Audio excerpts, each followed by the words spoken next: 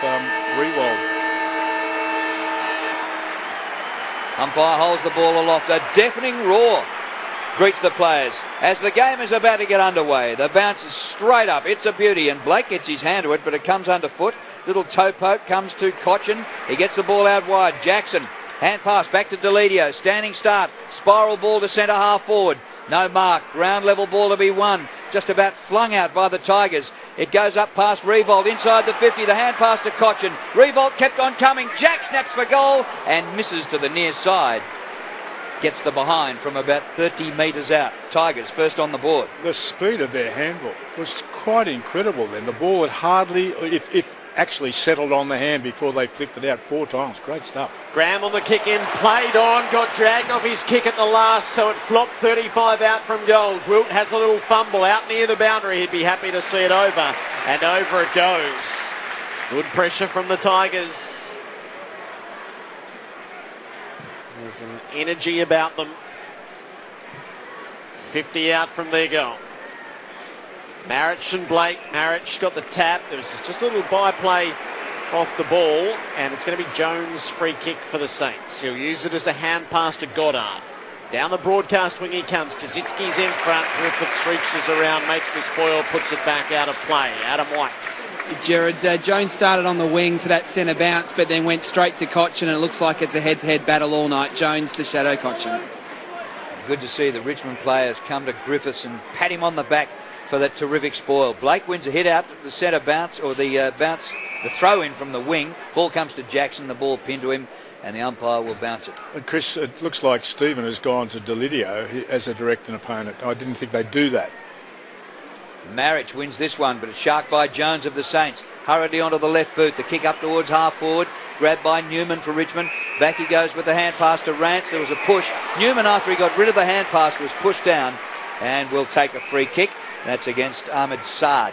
It's at half back for the Tigers. Inboard, risky kick, but it comes off at the defensive 50 for Grigg. Grigg will give the hand pass to Newman, who goes dashing by and spreads further to the city side. Or bad moment for Batchelor, who dropped the mark, fumbled. Kaczynski tried for Milne, he missed him. Griffiths tidies up for the Tigers in defence. Used Cochin, and now to Morrison, back to Cochin, who plays the wing. Kick for Vickery, low down, didn't quite gather initially, dragged off it by Gwilt. Ball back in dispute for a moment. Martin, he was able to get it back to Vickery. Centering ball for Grigg. Hand pass to Delidio, who means to go up at half forward. He's gone the pass for the leading Marich, who went down forward and takes the mark in front of Blake. Gerard, the possessions are 20-5 in favour of the Tigers. Marich paces out the run-up.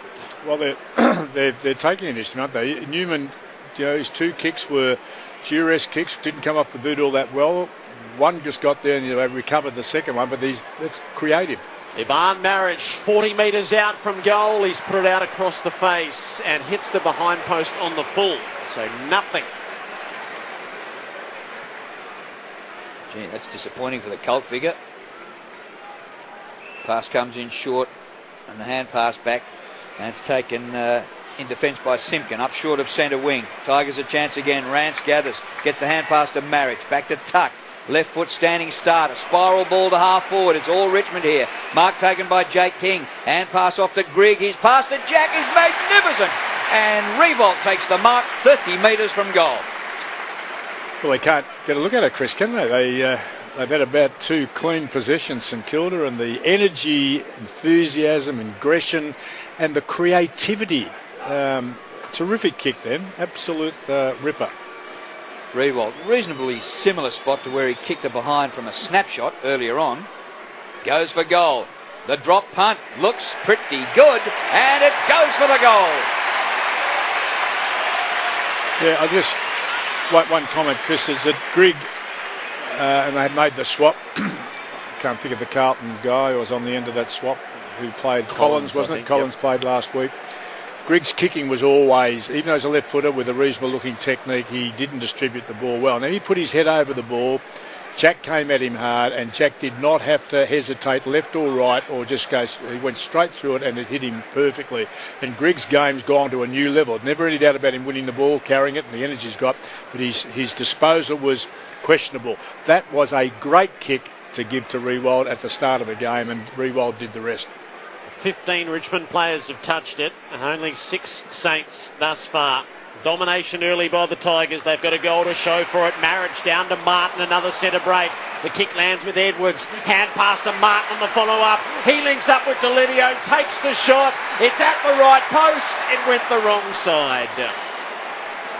1-2 to nothing. This is heavily running one way. Possessions 31-8. Kick in, marked by Gilbert. His little hand pass to Montagna streaming past, and he finds Armitage at half back.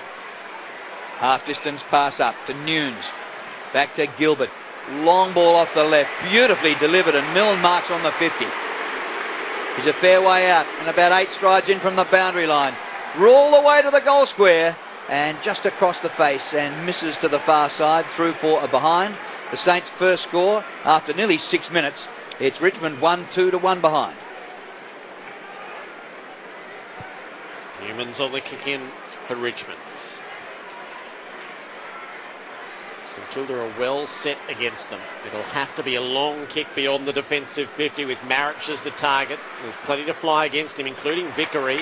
He knocked it down for Jackson, so the Tigers get it out of half-back. Nahas is the target right against the boundary. Gilbert pushed him. Big shove out against the boundary. Perhaps the professional free kick. Nahas takes a little while to get hold of the ball. So the defenders have got back. Squaring ball for Marich. He looks to play on. Shot the hand pass off to Batchelor. Squaring footy for Rance. Up inside the 50. He's pulled the kick for Ellis. He can gather and take the shot at goal. It's left. So they're squandering the early dominance now, Richmond. 1-3 to a behind. And it does kill you. It keeps the other mob alive, and they could have been half on their knees by now. Had the 2 shots that were one deliberate, one running. Both should have been put through. I see that Cotchin's taken Jones back into the goal square. Even everyone else is pressed up. They're still sticking him in back in the goal square, which is interesting. Del Santo kicks in. He goes short to the back pocket. Richmond went long coming in from the previous behind. Armitage has this one. Short pass to Dempster. Still well behind centre half back. The Saints zigzagging it out short. Now the kick by Dempster. Gets it outside the 50. Oh, Goddard leaps on King. It's not that much of a great leap, but it wasn't a bad mark by Goddard just the same. Half back flank. Kick by Goddard up towards centre wing. Might have been a push in there by Blake. It comes down to the front. Del Santo slings out a hand pass to Armitage. He kicks towards the 50. Rewalt, Nick. Can't quite take the mark, but he gets the hand pass on to Saad. He gets the hand pass further afield, and this will be a goal to the Saints. Kicked by Saad. He got it from Malera, and Saad gets the goal for the Saints. Well, that's that pace again. We've actually seen it numerous times over the course of this year. The injection of Malera and Saad and those types of players forward of centre. If they get it out the back of the zone, they are very, very hard to run down. On that occasion, it was almost a mark to Nick Rewalt. It went to ground. He followed up beautifully. He knew that it was a play-on situation. Got the hands off very cleverly to the player running past. And another forward-running goal for the St Kilda team. We'll see a lot from this team, those types of goals over the course of this year. Foley, Tuck and Cochin in the middle for the Tigers. Del Santo, Hayes and Armitage in there for the Saints. Again, the Tigers are very clean out of the middle. Cochin with the ball to Grigg. Cochin on the follow-up. Received the hand pass. Looks inside the 50. He's used that beautifully for the lead of Jack Revolts. He can play, Cochin. I've watched him the last few weeks. He's absorbing to watch. His balance and poise.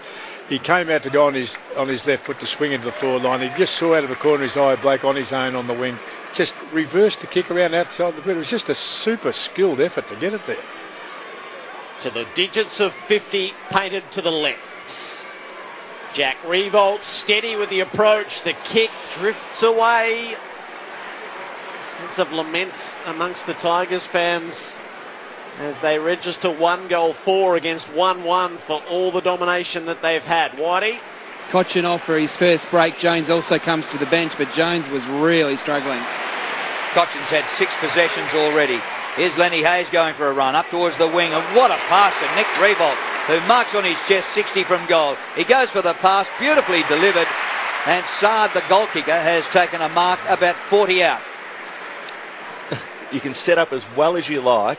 If Hayes kicks it like that, doesn't matter how good the defensive zone is. It was brilliant the way he brought it back inside then. All the Richmond players tracked to where they thought the ball was going, summed it up beautifully. Just lace out to Nick Revolt then. And I reckon Rance is, we're going to find out, and he's going to find out whether he's got a big tank or not tonight, because he's been off the back. He accelerated at the same time and didn't get anywhere near Rick Rewell by the time he took the ball. So I've got a bit of worry there whether the endurance capacity is going to be able to hold strong. Ahmed Saad up from the VFL with the Northern Bull Ants. Kicks for goal. That is beautiful. He's kicked two. Well, Chris, I mean, you've seen a dominance, and this is annoying and frustrating morale, belting, if you like, for teams who we wouldn't have seen any game this year where the dominance of one team for the first 7 or 8 minutes was as strong as Richmond's was, and they went in, set up, and it wasn't difficult. I mean, none of those shots, they've kicked 1-4. One of them possibly was difficult. The other 3 were absolute gimmies, and they're looking at 1-4 instead of a 4-1 on the board, and St Kilda stay alive, even though they're not. What they've done has been very good, but they haven't done enough of it, but they're well in the game. St Kilda leads after 11 and a half minutes. 2-1 to 1-4. Marriage again clean. Down to Delidio. Hand pass to Cochin. Turns his way out of the traffic. Kick just slewed a little backwards on the sideways motion. Ellis got there. Feeds it up to Morris. He'll have a look down the field, and Marriage is making great space. He brought it down rather than marked it. Hand pass to Vickery. Neat little sidestep. Kick inside the 50. Nobody home. Blake got back to fill the space for the Saints. Hand passed out to the left for Goddard. Clearing ball up the city wing. King had to go. Milne waited at the back. Milne is running onto it. And he's got support. He rises. Might have been tripped. No free kick. Tigers get it. Conker sends it forward. Milne's attempted hand pass was punched away by Tuck, and it set this up for the Tigers. Now it's Grigg for Richmond. A high ball to full forward. 2 against 2. It spills to the back to Jack. He runs into an open goal and kicks his second.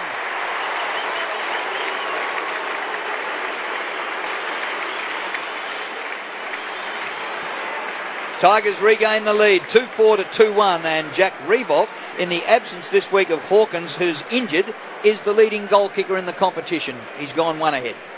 Well, it was on the back of a turnover by the St Kilda team. I haven't seen the replay to see whether Milne was actually tripped on that occasion, but isn't it a game of inches, because it came flying back the other way in very, very quick fashion. If Milne hadn't been able to get that handball off and keep his feet, St Kilda would have been inside 50 for another quick goal.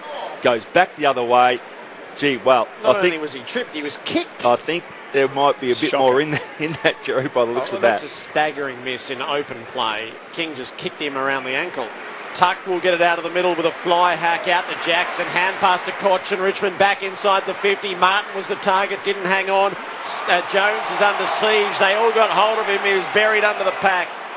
And the ball is to be bounced 40 out from the Richmond goal. Yes, that's a terrible umpire, isn't it? Because you can't miss that. No. At the bounce, Marich clearly down to Edwards. Hand pass to Cochin. High ball out into the pocket. Bit aimless, plenty on it. Bounces away, out of play. Is Simpkin the right man for Jack Revolt? Playing just his 11th game so far. Jack's had far the better of him. Nearly clean possession from the boundary throw into Marriage. The ball comes to Jackson. Hand pass to Grigg. Concedes some ground back to Tuck. 40 out. Tuck for goal. It's shepherded through and has made it. Shane Tuck in his 150th gets the goal for the Tigers. They're 3-4 to 2-1.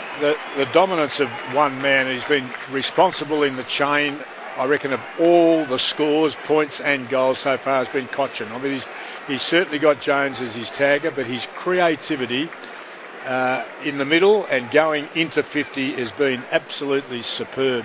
And you're right, that's a question they're going to ask Drew.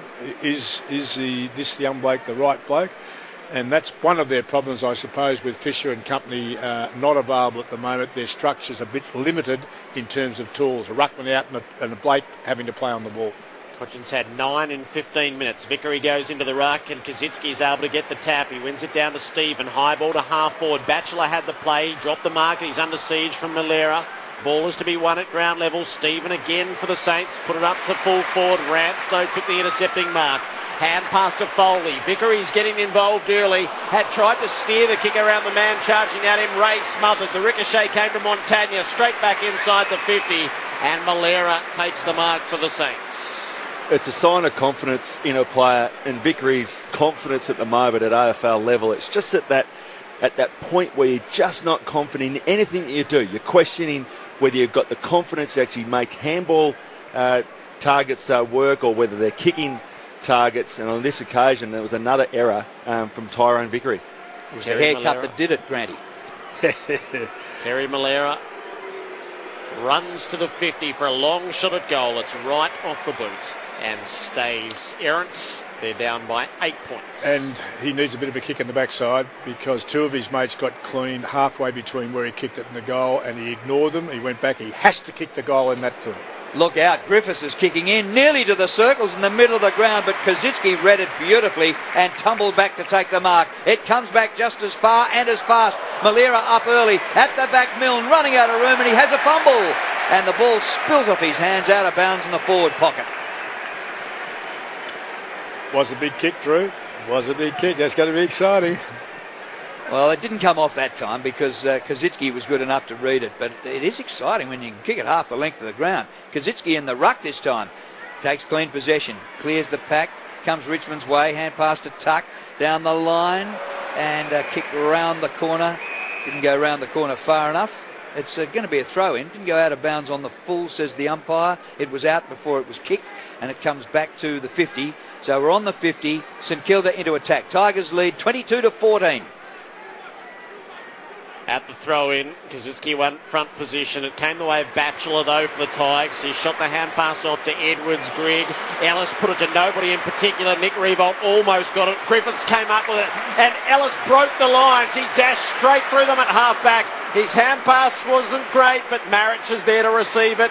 Gives it backwards to Martin. So the real flow is paused for a moment. Spreading ball out to the broadcast wing. Taken by Foley. Steers the pass to half forward for Delineo. Plays on. Balks Gilbert. Sets up from 55. Hit it sweetly. Kicked right to the line where it was touched. Goddard arrived in the nick of time. Had the suitable leap to thwart the goal. 9-point leaders Richmond. Goddard straight up the ground to Stephen. Hand pass to Graham. Sweeps a hand pass. It's high, but it's good enough and hauled in by Farron Ray. And they fiddle about with it on defensive 50. Stephen all the way across the ground to Simpkin. This time plenty of space away from Jack Revolt. Simpkin's kick. Dempster helps him out by charging at it and marking overhead in between halfback and wing. Sean Dempster runs around the man on the mark and kicks towards half forward. Kaczynski is there. Griffiths with him. Griffiths wants it out, gets it out. Kaczynski said deliberate. Umpire says, boundary umpire, throw it in. Richmond 3-5 leads St Kilda 2-2. Right half forward for the Saints. St Kilda are going to have two ruckmen at this against Marich. Marich dragged Blake out of the play and has conceded the free kick. So he's 55 from goal, Blake. He sends it up to full forward, poor kick. It did Milne no favours and easily sat for Morris to mark uncontested. He floats it out into the right back pocket for Grigg. Doesn't have a lot to go to up the line. They're 33 possessions up, the Tigers. He's tried for the splicing ball to half-back. Hooley mark, play on, Milne got him, should have been holding the ball, won't matter. Swooping on it is Sard, gives it to Milne, he gets caught on the way back through. Hand pass to Del Santo, unattended, takes the shot, kicks the goal. And points straight to Stephen Milne and says, your goal for the tackle. St Kilda 3-2-20, Richmond 3-5-23, about to hit time on of the opening two. Well, I guess in a lot of ways, Damien Hardwick would, and even looking at the way that Richmond have been setting up in this first part of the game. What they've been wanting to do is take the game on, and I think in a lot of ways he won't be happy that the goal's been scored. It was a really ordinary play on by Basher Hurley, but what I do like about Richmond is that they're able to willing to take the game on. What Milne is very, very good at, though, is just sitting behind an opponent, waiting for him to make a mistake. He certainly made him pay on that occasion. Got it across to Del Santo. He doesn't miss from those locations ever. Simpkins come off and Gwilt has gone to Jack Revolt. In the middle, the Saints win it. Armitage gets the hand pass out and the ball is spiralled inside the 50. Punch to the front. Chance here for the Saints. Cripps runs onto it and pushed off his kick. Cleared out of defence by the Tigers. Well done by Foley. A high ball. A massive leap down there by Edwards, but he can't mark. Tidied up by Nahas, but his hand pass goes behind Edwards, who goes in for the tackle and might win a free kick. No, the umpire comes in and will ball it up. They are playing exciting football, and Richmond 3-5 leads St Kilda 3-2, and this crowd has filled up since the start of the game. It's massive. Out near the city wing. The bounce, punch to the side of the pack. Armitage had first play. He was dragged off it. Grigg got it for the Tigers. Used Batchelor, tuck. They give a little ground through Delidio. Conquer. They nutted that out well. And it's Batchelor who runs through the middle with a ball low down. Goddard is able to pick it up just above the grass and claim the mark. He's played on. Kick out to halfback. Jones takes the mark. Finds the hand pass into Graham. Back to Jones. Dinks the kick to three Saints out on the wing. Blake took a big divot and just needed to adjust his footwear as a result of it. Scar in the turf. Blake down the line with his kick. Nick Revolt's on the long lead. Rance made the sweet spoil and punched it out of play at the interchange gates. Disposal still in favour of the Tigers by 31. It's 85-54. But on the scoreboard, they lead by just 3 points. Throw in at the dock wing. Marriage works the ball to the back. Delidio beaten by Armitage. Armitage's hand pass to Hayes. His hand pass astray. Tidied up by Ray. Back to Armitage. The pass out wide. Nick Rewalt charges up the middle of the ground. Sard has a chance. Now they've lost it. Morris for Richmond. Slings out a hand pass. Taken by Nunes, the new boy. His hand pass is astray. Jake King runs onto it and weaves through them. Gets a hand pass to Jackson. He concedes some ground back to Rance. Rance pokes the kick up towards centre wing. Puts the ball out in front of Martin. But coming the other way is Goddard, who gathers. Hand pass into Blake. Maybe there's a Brownlow vote for him here tonight. Blake off to Graham. He kicks long for Nick Revolt, who takes the mark on his chest. 45 from goal. Gee, he did well, Nick Revolt on that occasion. He knew he had a mismatch. I think it was Batchelor who actually got opposed against him, and he put the hand out, stood his ground, put the hand out, knew exactly where he wanted the ball kicked, and then took off. Just great forward work it was. So Revolt will kick for goal. This is Nick. About 50 metres out. It's a bit left. It is left. And through for a minor score.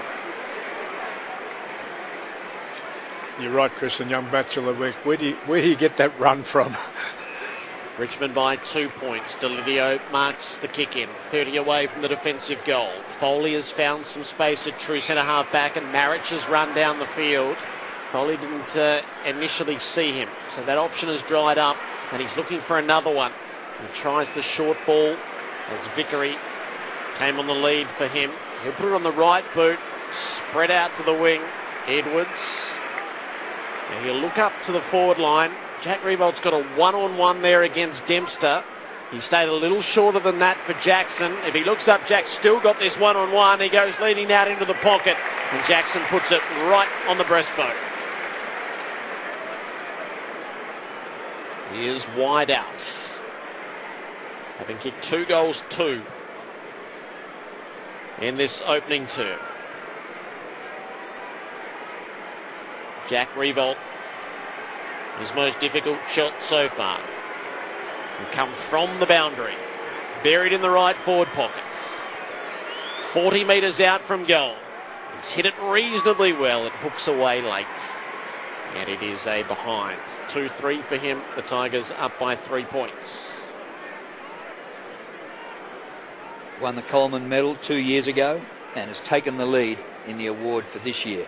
His 2 goals take him to 25 for the season. Tom Hawkins 24.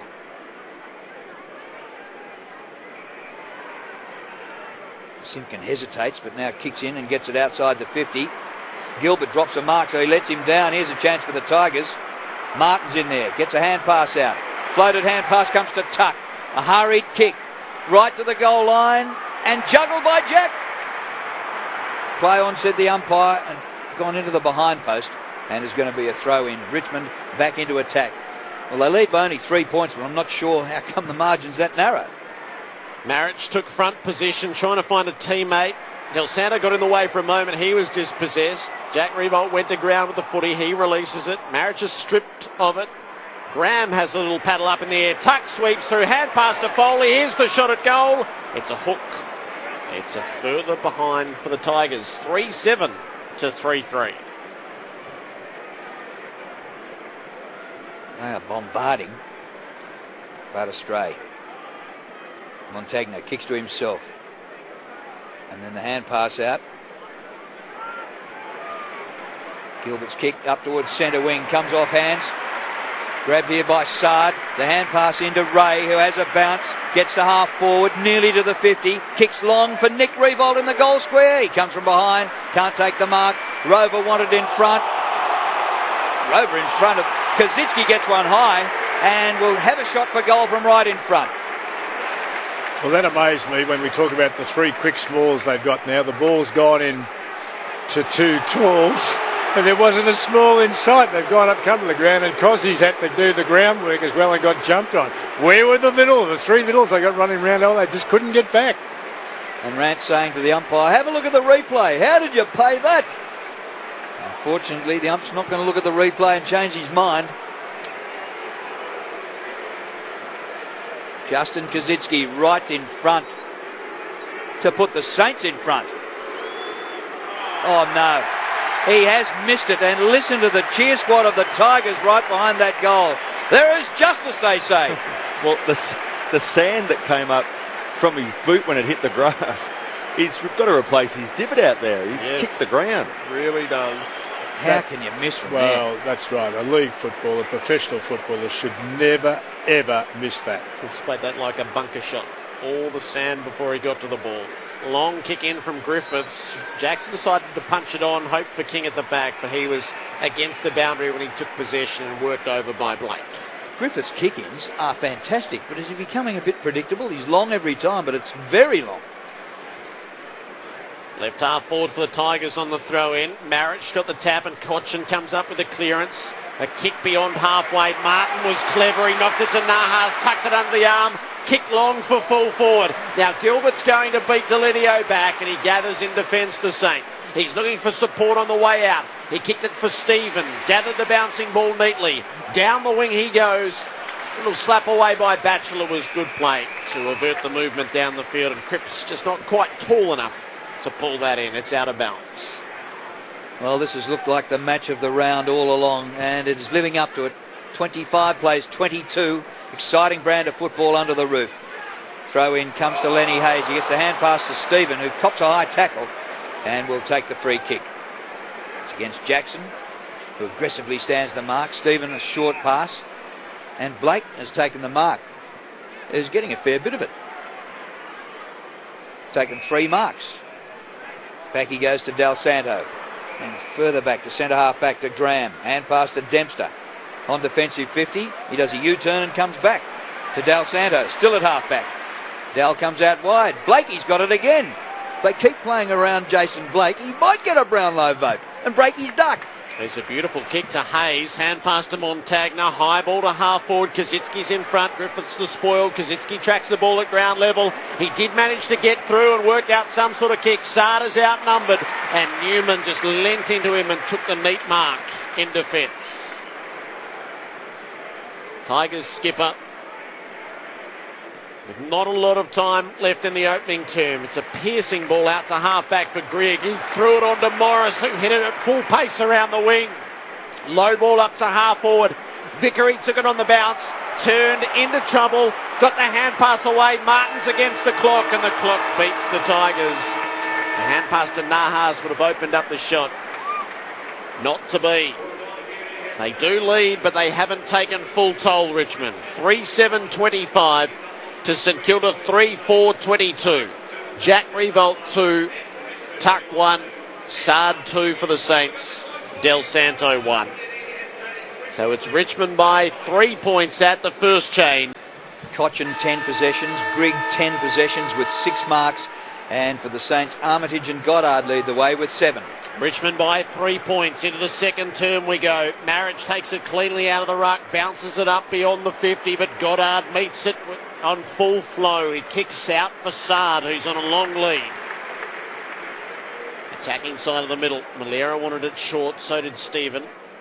He kicked it to both of them. By the time they'd each led on their trajectories, they were together. Stephen was able to take the mark. He's kicked it for Blake, who takes the juggling mark under pressure, slips a hand pass to Gilbert inside the 50 and onto the chest of Nick Revolts. Unimpeded.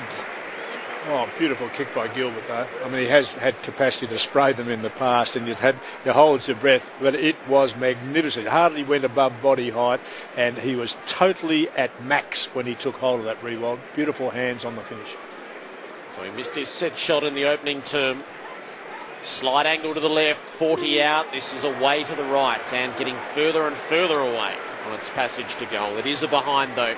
It cuts the margin to 2 points. Somebody opened the gate behind the grandstand. They've all gone that way, haven't they? The one interesting, just by the way, Hayes is playing directly against Tuck. They were 2-3 halfway through the quarter, ended up with 4 to Hayes and 6 by Tuck at quarter time. Basher Hooley kicks in. Plenty of distance. Pack gathers.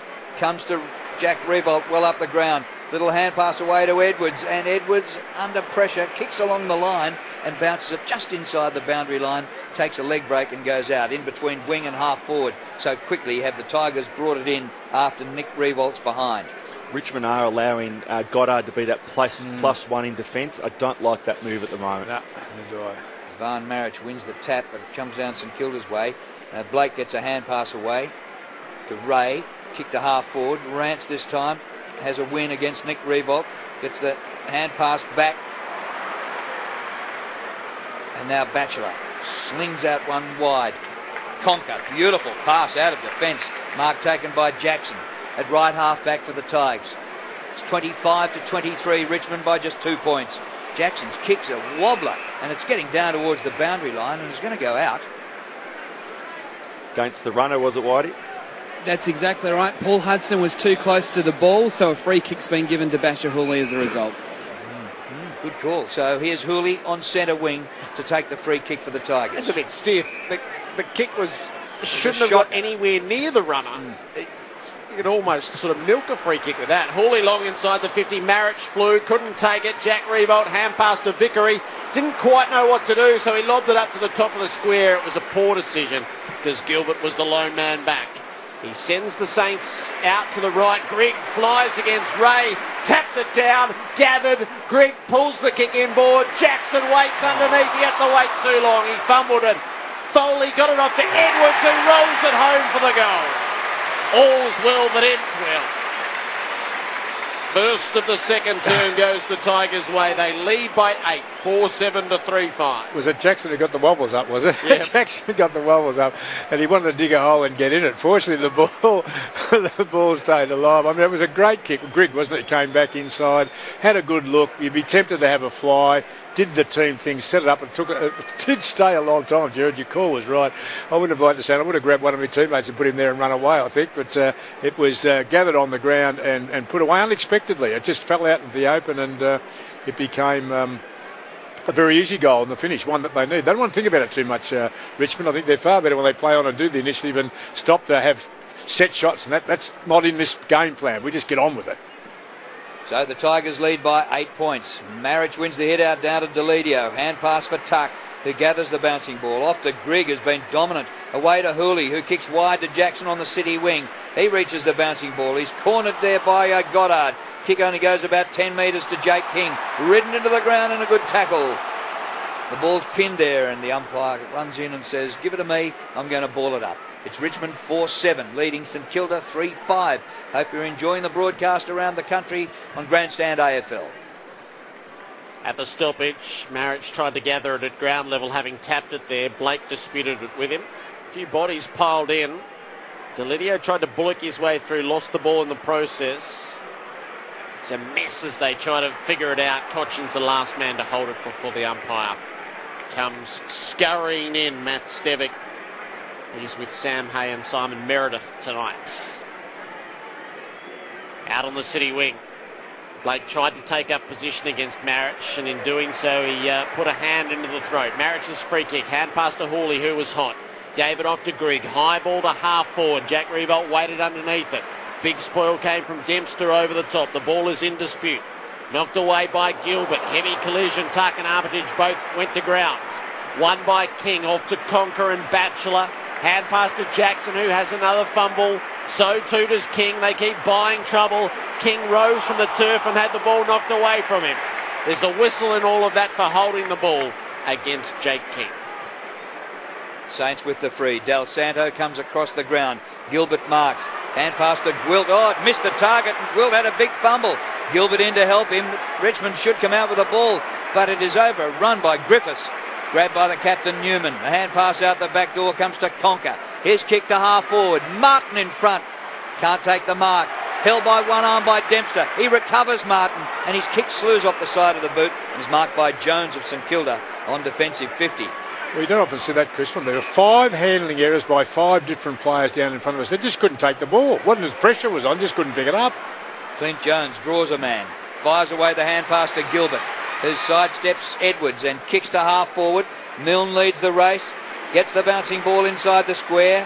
Has a fumble, but it works to his advantage. Off to Del Santo, off to Montagna. And a clever kick outside of his boot finds Nick Revolt just inside the 50. Clever, I'd go as far as saying absolutely brilliant. He could have had a flying shot at goal, but he had players in front of him. We can't see from here what sort of vision he had in front of him, but it mustn't have been much. And what he saw was Revolt out his right-hand side. And just for our listeners, he's going on his right foot and he's kicked on the outside of his right foot. Nick from 51. It's away to the left, but the mark has been taken by Kazitsky right on the behind line. So he'll come round at the impossible angle. That ball was sailing through for a point until Cozzy clunked it right at the last moment. It's only about 5 metres from goal. One step around, hooks back, kicks the goal.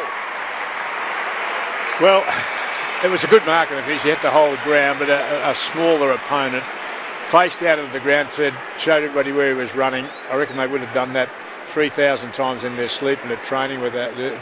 It's what should have been done earlier when Richmond had created opportunities as easy as that. They didn't kick the goals. Good result. The big bloke's causing them just by his sheer size, and he's done that consistently this year. Stood there and marked the ball, high bombs that have come in, and opposition haven't been able to defend them. But the pressure must be, and I said that's ridiculous, isn't it? Five handling errors by 5 players in about a 5 metre space down there, and there was no hands on any of them. But there is a pressure out there. It's whatever that pressure is. It's a real pressure, but implied pressure. Richmond by 2 points. Marich again, his hand to it in the middle. Foley was caught as soon as he got it. Marich dispossessed, and Foley trundles on again at ground level. He's not able to release it in the tackle of Stephen Adam White. Jared Ahmed Sard's just had some tape applied to his left calf. He's just doing a few run-throughs on the bench at the moment. He's troubled by something, obviously the leg. Hayes goes third man up at the secondary bounce. An umpire off the play has seen a free kick to Marich. So he's overruled the umpire who was standing 5 metres away from the contest. Marich is going to send the Tigers deep inside the 50. Jack Revolt on the lead, takes the mark. As a well-weighted ball, Jack was the only man approaching the drop zone as it fell. See, Matt Stevic did call that from a long way away, Jared, didn't he? He was 50 or 60 metres. Now, they all knew, the umpire in charge at the centre bounce and the players all knew who was getting the free kick. I didn't work that out from here, and certainly Matt Stevic saw it from 50 metres away. Jack Revolt has to start delivering these. 2 goals, 3. This is 40 out, directly in front, and he nurses it home. He squares his ledger, and he gives Richmond back its 8-point lead. 5-7-37 to St Kilda, 4-5-29. Nearly 10 gone in the second term.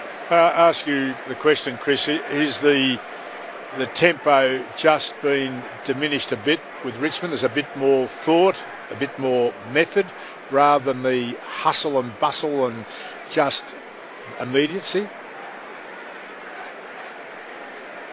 Whitey on the bench. Drew, I was just going to say, to answer Parko's question there, that first quarter was played at such a frenetic pace, it's really obvious down here at ground level that the intensity's dropped, because I reckon the players are too fatigued. Coming to the bench, they're exhausted. And I reckon that's why you're also seeing a lot more errors in this second term. Jack Riewoldt, 8 possessions and 3 goals. His opponent that time was Wilt, who hasn't had a touch. From the middle, comes to Foley. Hand pass back to Morris, off to Rance running up from defence. He passes to Jackson at half forward. He dives in with Graham, can't take the mark, but is best to recover. Grabs it and gets a kick inside the 50. Nahas almost.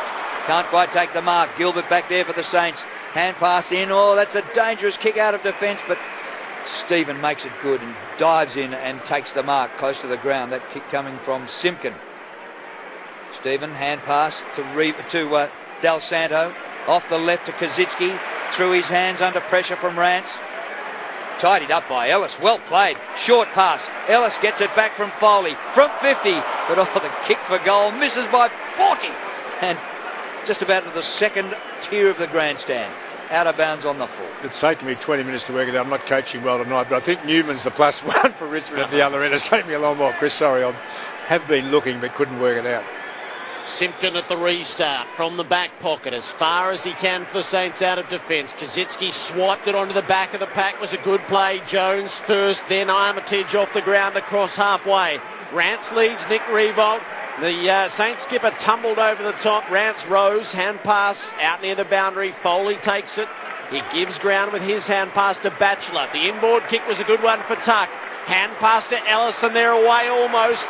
Martin slips the tackle of Milne, kicks inside the 50, King's in front, and he hangs on to the mark. No, he didn't quite do enough. Newms to Montagna. Graham, Kazitsky and Hayes combine out of the defensive area.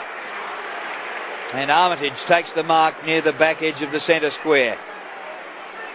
Morris on the mark, Armitage on the run, kicks towards half forward.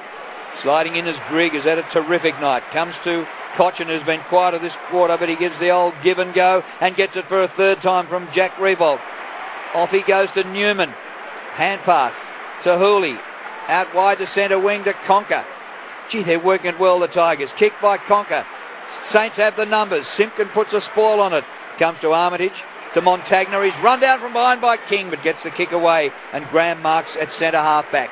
37-29, Tigers lead. The kick out wide.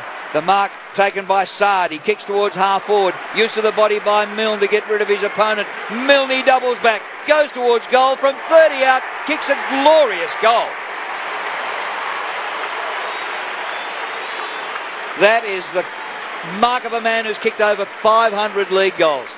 Well, it was smart play, and it was on the back of another inside 50, just squandering those opportunities. The Richmond team just not making the most of those forward thrusts, comes screaming back the other way, not a hand laid on them, and it was up to Stephen Milne in a one-on-one contest. And how many times? Look, I reckon of 500 goals he's scored, I reckon he scored at least 100 in that fashion. It was terrific play, it really was. Great goal. And who did he manoeuvre that? It was Big Rance. Yeah. Rance was his direct opponent in an aerial ball coming in, a difficult aerial ball coming in. He hit him perfectly at the right time, removed the big fella out of the way, ran onto it. Very smart football that was. Richmond 5-7 to St Kilda 5-5. Marriage with the tap in the middle. It's a bit of a stack up underneath. Hayes released it to Del Santo, so the Saints get the centre clearance. Nick Riewoldt hit the pack under a high ball. It seemed to hang forever, and he's done some damage to Rance. It's a double win for the Saints skipper. I think his teammate might have done the damage to him on that occasion. Griffiths. Nick Riewoldt from true centre half forward kicks over the trainers attending the fallen Tiger right to the line where it's been marked by Kazitsky again. I think he's going to call a goal. Going to call it a goal for Nick Riewoldt. It'll be the same result either way. It's a goal to the Saints and they take the lead. 6-5 to 5-7. St Kilda by 4 points. 14 and a half into the second term. Adam White. Well, just on St Kilda, Lee Montagna came to the bench. He's gone back on, but he looked like someone had stood on his hand. He was in a lot of pain, but he's gone back on. And now we've got Rance, who, well, it's very hard to tell exactly what it was, but he does look in a bit of pain, but at least he's able to run unassisted from the bench.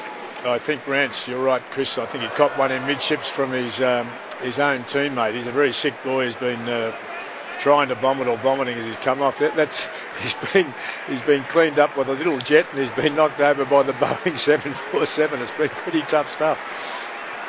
First time consecutive goals have been kicked in this second quarter, and St Kilda's got him to hit the front. Little hand pass by Jones, finds Hayes. His hand pass to Gilbert, further afield to Goddard. Out towards the city wing. This is great movement. Lee Montagna, beautiful pass to Revolt. Nick into Gilbert. He kicks to half forward. Magnificent delivery, and Cripps has taken the mark for the Saints. Virtually in front and 45 from goal.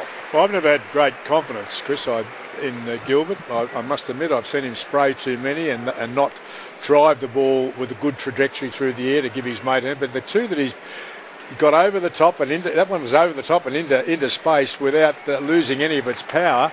Terrific kick. Jamie Cripps from 50 metres.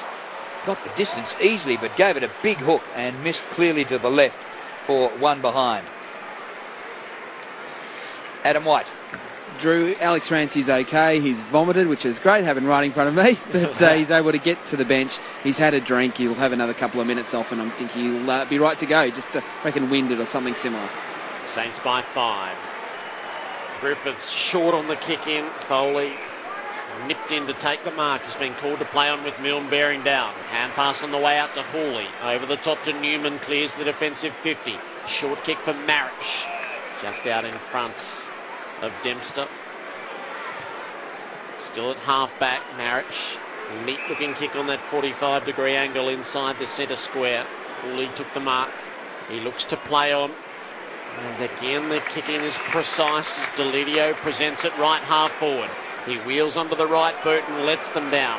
They'd been so good down the field. Jack Revolt, though, paddles it back from the boundary. King broke the first tackle. He was tripped. No free kick. Nahas beavering away, trying to slip underneath the tackles. Hand pass missed the target. Montagna coughed it up and then tackled it out of Martin's hand. Gilbert and Martin dispute it. Martin knocks over Tuck in his endeavours to win it. It's a mad scramble, 25 out from the Richmond goal. And still they go. Jack Revolt brought down by Montagna. Pack finally forms and the ball halts. The umpire record. This could be an all-time low tackles. Richmond have had 8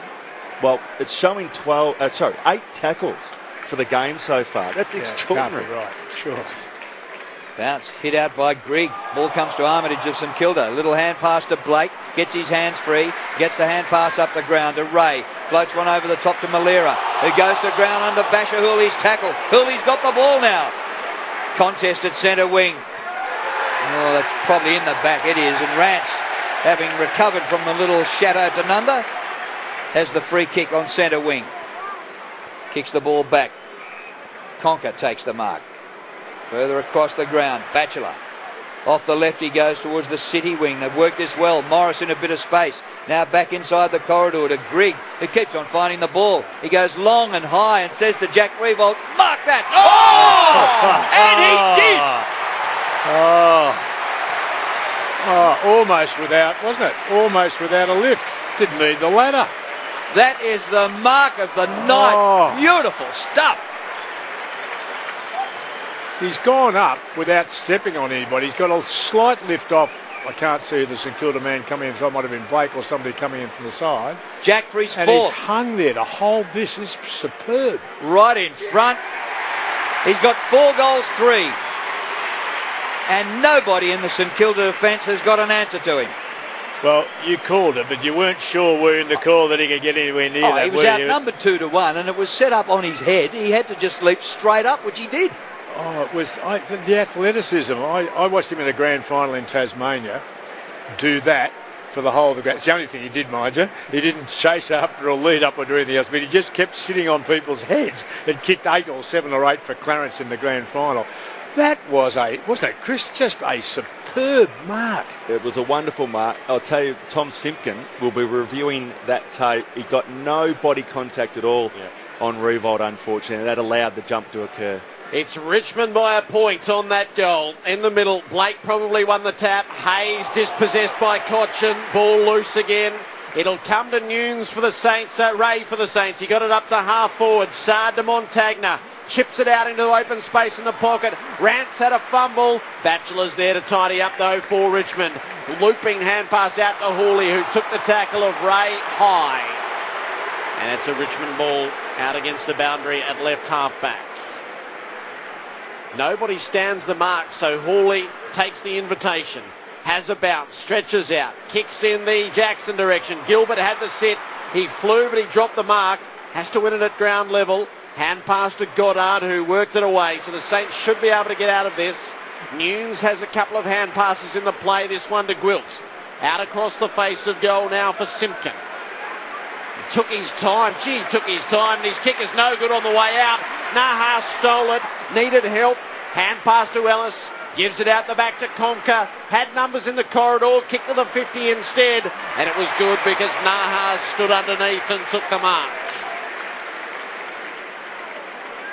It's every bit of 50 out from goal and on a tight angle, which gets a little tighter still. The umpire waving him away. Not much to look at. So Nahas will take the long range shot at goal. Robin Nahas gives it all he's got. It'll be to the teeth of goal, but it won't clear the line without assistance. And Blake slaps it away through for a behind. It's a 2-point lead to Richmond, and that is David Parkin's sign over the apoplector. Thank you. I didn't even have to say it, did I? The kid's got to know his capacity and where to kick it. Goddard kicks in and has turned it over because Ellis has taken a terrific mark. Hand pass to Foley. Foley goes for the short pass, but it's partly chopped off by Lenny Hayes. It comes back to Foley. Sweeps a hand pass back to Batchelor, to Vickery. They're dominating, but not on the scoreboard. It comes back. A mighty long kick comes in from Griffiths to the goal square, and it's hacked out of midair by Edwards for a goal. He was about half a metre out, and he hoisted it high and straight. He's got 2. Well, it came on the end of the man you mentioned earlier, Griffiths, who was, well into the middle of the ground. He let fly with a big kick, and they're dangerous. They really are dangerous ones. It was 5 or 6 metres short of the front end of the square when he let it go, and it landed deep in the goal square. And it was a terrific finish by young Edwards, who read it out of the sky. Rather than grab it and kick it, he had to fly and put it away like a true centre forward in the world game. 7-8 to 6-6. Richmond by 8 points. 23 gone of the second term on Grandstand AFL. Vickery's doing the ruck work this time. Hayes gets it for the Saints though. Good hand pass to Del Santo. There inside the 50. Kosicki flew in the packet. Bounced to the back. Sard with the superior pace. He overran it at the last. Nick Revolt toes it back to him. Sard gives it back to Nick Revolt, and he's run down by Batchelor. The Tigers overwhelmed them with the pressure. Morris gave it to Foley. Had a bounce. Risky hand pass to Cochin. Goddard's got him. Cochin got it away, but not to effect. Blake's hand pass initially smothered, but it fell to Ray. He gives it off to Sard and on to Del Santo, up to the teeth of goal. Griffiths went with a flight, lost it. Montagna. No, it's a mark to Griffiths. It was paid as control of the ball before Montagna could rip it from his grasp. Normally the scoreboard over there gives us the inside temperature and the outside temperature and the attendance, but they're on the blink tonight. We've got no idea what the attendance is, but it'd nearly be 50,000. There's the kick over half back. Marich makes a contest and is crunched to ground. Spills to Vickery, but Marich will take a free kick here. The mullet, the cult figure. What an impact he's had since coming over from the Adelaide Crows.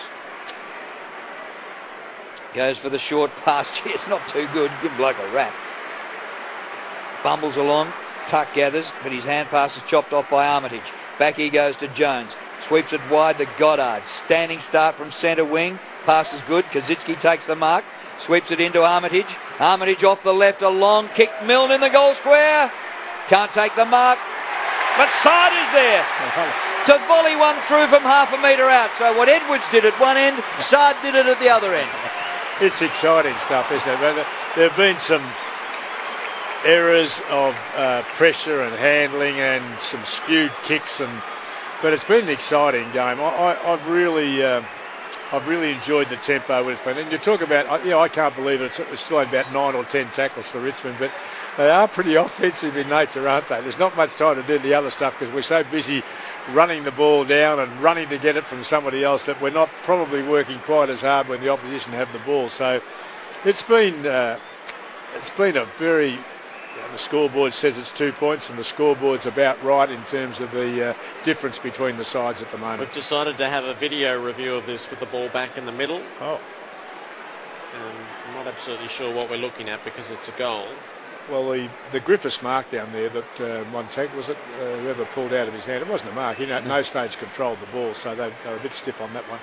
Okay, so we're just checking that it hit Sard's boot or shin rather than we're not even going to worry about it. It's perplexed by that, but on the game goes. The goal stands. It's a couple of points to difference Richmond's way. Tuck to Martin to Marriage to Foley. They all had a play out at the starting four, and Jack Revolt leaps. He can't quite mark it full forward. Pulled away by Dempster. Gave it to Nunes. Oh, Gilbert got caught. Jack Revolt got him cold, and he'll take a further shot at goal from 15 metres out.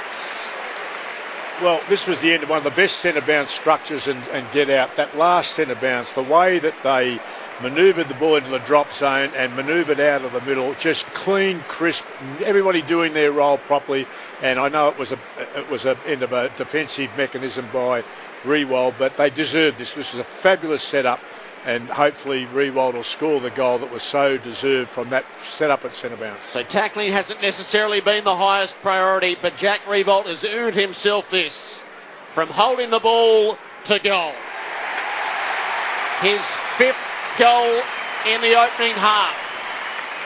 Jack is winning the battle of the Revolts, and the Tigers have an 8-point lead over the Saints. 8 to 7-6. Well, he's found his form. That's 8 goals in the last 3 quarters he's played, and of course he kicked the 6 for the game last week, and he's got 5 before half time. So it's a pretty good output by your full forward, considering the type of scrutiny he was on or under before those 2 games came about. But it is on the back of forward pressure that it's amazing what happens when you get yourself involved in forward pressure situations, putting tackles on, getting yourself into situations where you're helping the team out in different ways other than just marking the ball. On this occasion, he gets the just rewards.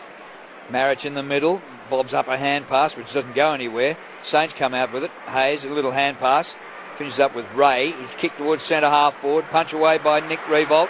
Chance for Sard, who's got 3. He runs on. Revolt runs on close to goal. The hand pass gathered by Goddard, who snaps the goal. From the centre bounce, the Saints in a trice.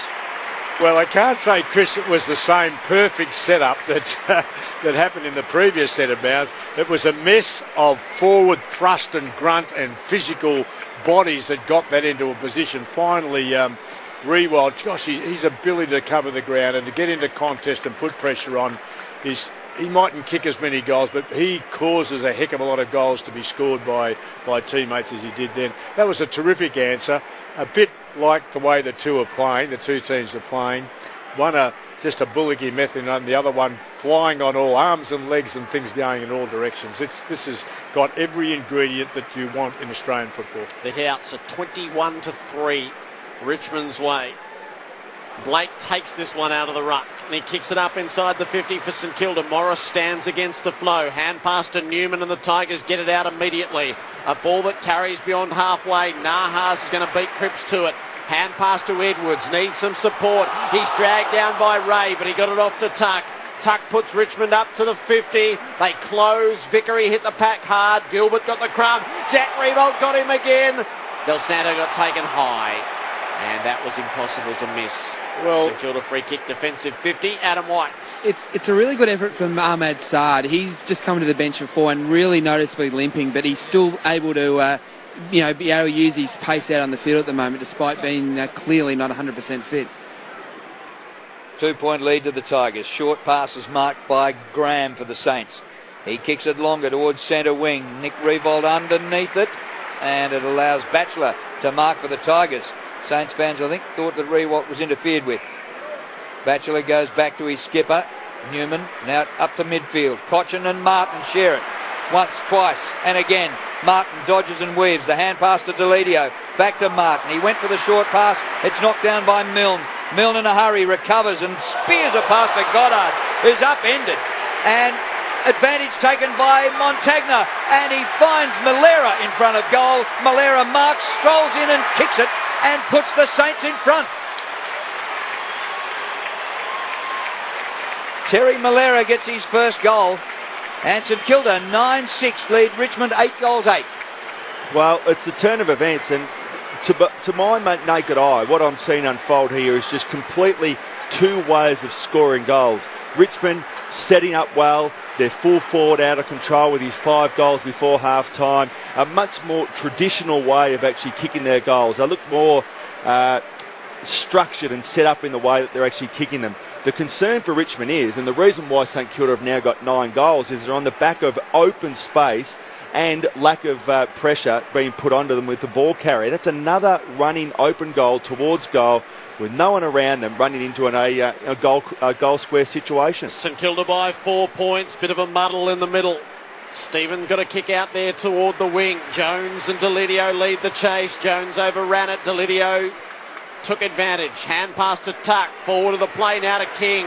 He gives it back to Deledio. He'll close to 55, get it the lot and kick the goal. It is pouring goals. I hope Freo are watching this. Oh no, Ross turned it off in disgust 20 minutes ago. This is not football, David. You've got to lock it down, bury the ball. Richmond are back in front, 62-60. Oh, it's so offensive. I mean, I love it. It's just every now and then there's a breath of fresh air. I think you might have touched a nerve there. I didn't know he had sarcasm like that. Oh, that's good. And I think Gilbert would be... Yeah, I think he'd be Rewald's third opponent, wouldn't he? I think Gilbert going back down there. I think he's had 3 since the start of the night. It's exciting anyway. Simpkin, Wilt and Gilbert. That's the 3. Tigers back in front. They've kicked 6 goals each in this quarter. Del Santo from the middle. Kick goes nowhere. Grabbed by Cochin. Off to Grigg for Richmond. And a siren beats them just as they get the ball inside 50. What a half of football. There's a bit of a box on going on after the siren. Oh, don't push use and your shove. energy, I don't think boys. it's... Don't save your energy, boys. Don't save it. That was a fantastic half of football. Oh, Jack Revolt takes a tumble. Grabbed by the jumper. Umpires are all over it. And pretty quickly they put an end to it. Sensational half of football. Richmond 9-8-62. St Kilda 9-6-60. Tigers led by 3 points at quarter time. They now lead by 2 points at half time after they kicked 3 goals each in the first quarter, 6 goals each in the second quarter. And I know we got free tickets here tonight, but gee whiz, what a half of football. Did we get more than our money's worth? And it pumped up just quickly because it did fall away dramatically, and you know that feeling towards the end of the first quarter, Chris. We all got it. You're just looking for petrol tickets and people are taking shortcuts and hanging on and not attempting anything just to settle it down. And then it wound up again, started slowly in the second quarter, the first 5 or 6 minutes, then it wound up again and it got to this crescendo and stayed there for the rest of the quarter. I was amazed. And a couple of the it's interesting, Hayes on Tuck's been an interesting one. I think Lenny Hayes is the soul of the team, as we suggested. Hayes has got 9 together in a half of football. Tuck's already got 14. Now, I think Hayes is... What can I say? Efficiency with those 9 is probably higher than Tuck. Tuck's finishing with the kicks often gets under the ball, kicks high, doesn't give it the trajectory that maybe deserves. But there's some interesting paired up players who have stayed basically with each other for the whole of the first half in a direct contest. I know the +1's fallen off the back with Goddard at one end and Newman and the other one, and I was sad to see that because I think the game is better when we get the 18 against 18, as many teams have decided to go in the last couple of rounds. I've loved that football, but it hasn't, it hasn't taken away from the excitement of being outnumbered down there, and maybe the numbers are preventing the ball going further in because it's cut off by the +1 deep in the front half, and away it goes again. So the scoring rate of 15 shots to 17 shots, I'm not sure we had a couple of misses too, I think, amongst that, has kept everybody alive. If it was to go, it won't, but if it was to go 16 or 18 goals for a win here and 16 or 18 to the loser the other way, we're going to get a pretty good game. It's going to keep us alive and interested and excited and on the edge of our seat for the second half. Jack Rewalt, 5 goals to half-time, 2 in the first, 3 in the second quarter. Edwards, 2 goals, and singles for Deledio and Tuck. And the goal scorers for St Kilda, 3 goals to Ahmed Saad, and the rest in singles to Nick Rewalt, Goddard, Kazitsky, Del Santo, Malera, and Milne. So at half-time, it's Richmond 9-8-62, St Kilda 9-6-60, under the roof at Docklands. The television hasn't altered. The scoreboard has. Hope someone just hasn't lent on the wrong button, Drew. Well, here we are, underway for the second half. Marriage camped underneath the ball. It comes to Cochin, who darts out of the middle and kicks longer full forward. Revolt's there. It comes through to the back.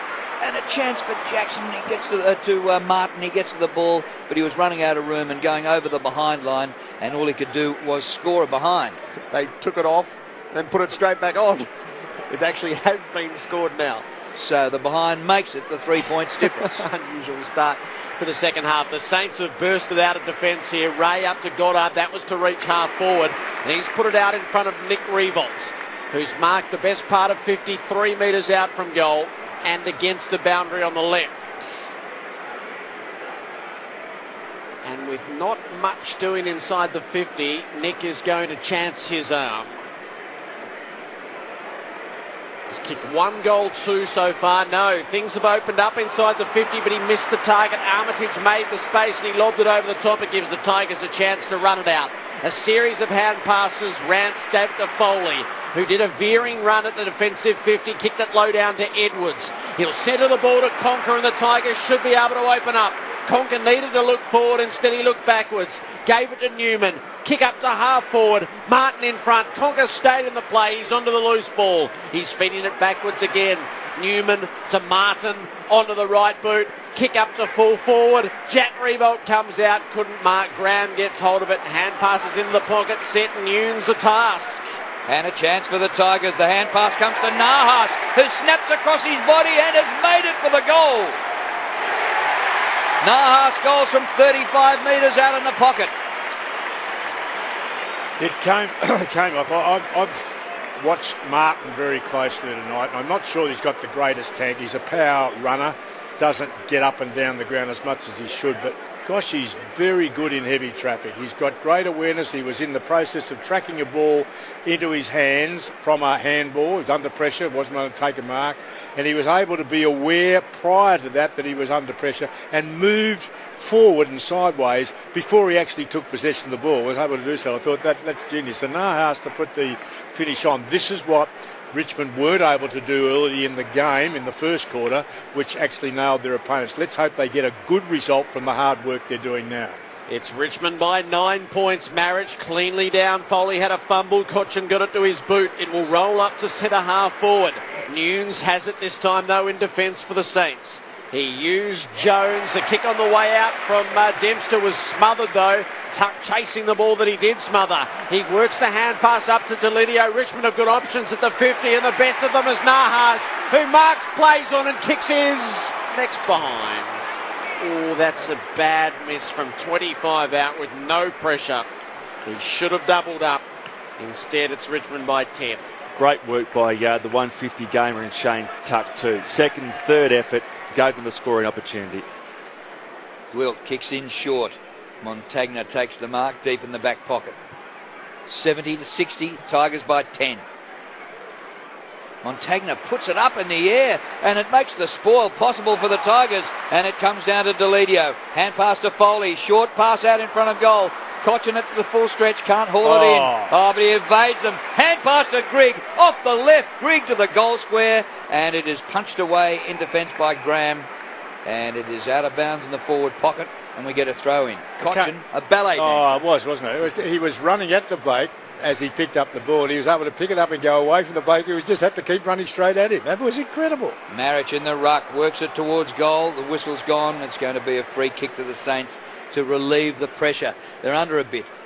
10-10 plays 9-6, Tigers by 10. It has started the way the first term started. The Saints bring it out of the defensive area. Gilbert and Del Santo are able to use it. Up to the wing it came from Jones, but he's given it up. Newman got through the pack. Hand pass to Foley. Works it back to Conker.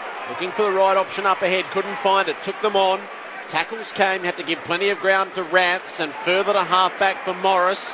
Morris's kick has been smothered by Goddard, so it's all on the ricochet. Griffiths gives it to Morris, and the Tigers get themselves out of a tight spot. Kick up to Jackson, who played on when he might not have. Floats the hand pass out wide to Ellis. Long ball inside the 50. Vickery wrestling. At least he brought it to ground. Nunes coming through. Hand pass to Graham. Lost it in defence. Martin pushed off his kick as he went for goal. Del Santo gets hold of it for the Saints, but I reckon he's coughed it up. He had a confident bounce coming out of defence and then kicked it poorly. Chance for Bashahuli. Hand pass back to Griffiths, to Delidio.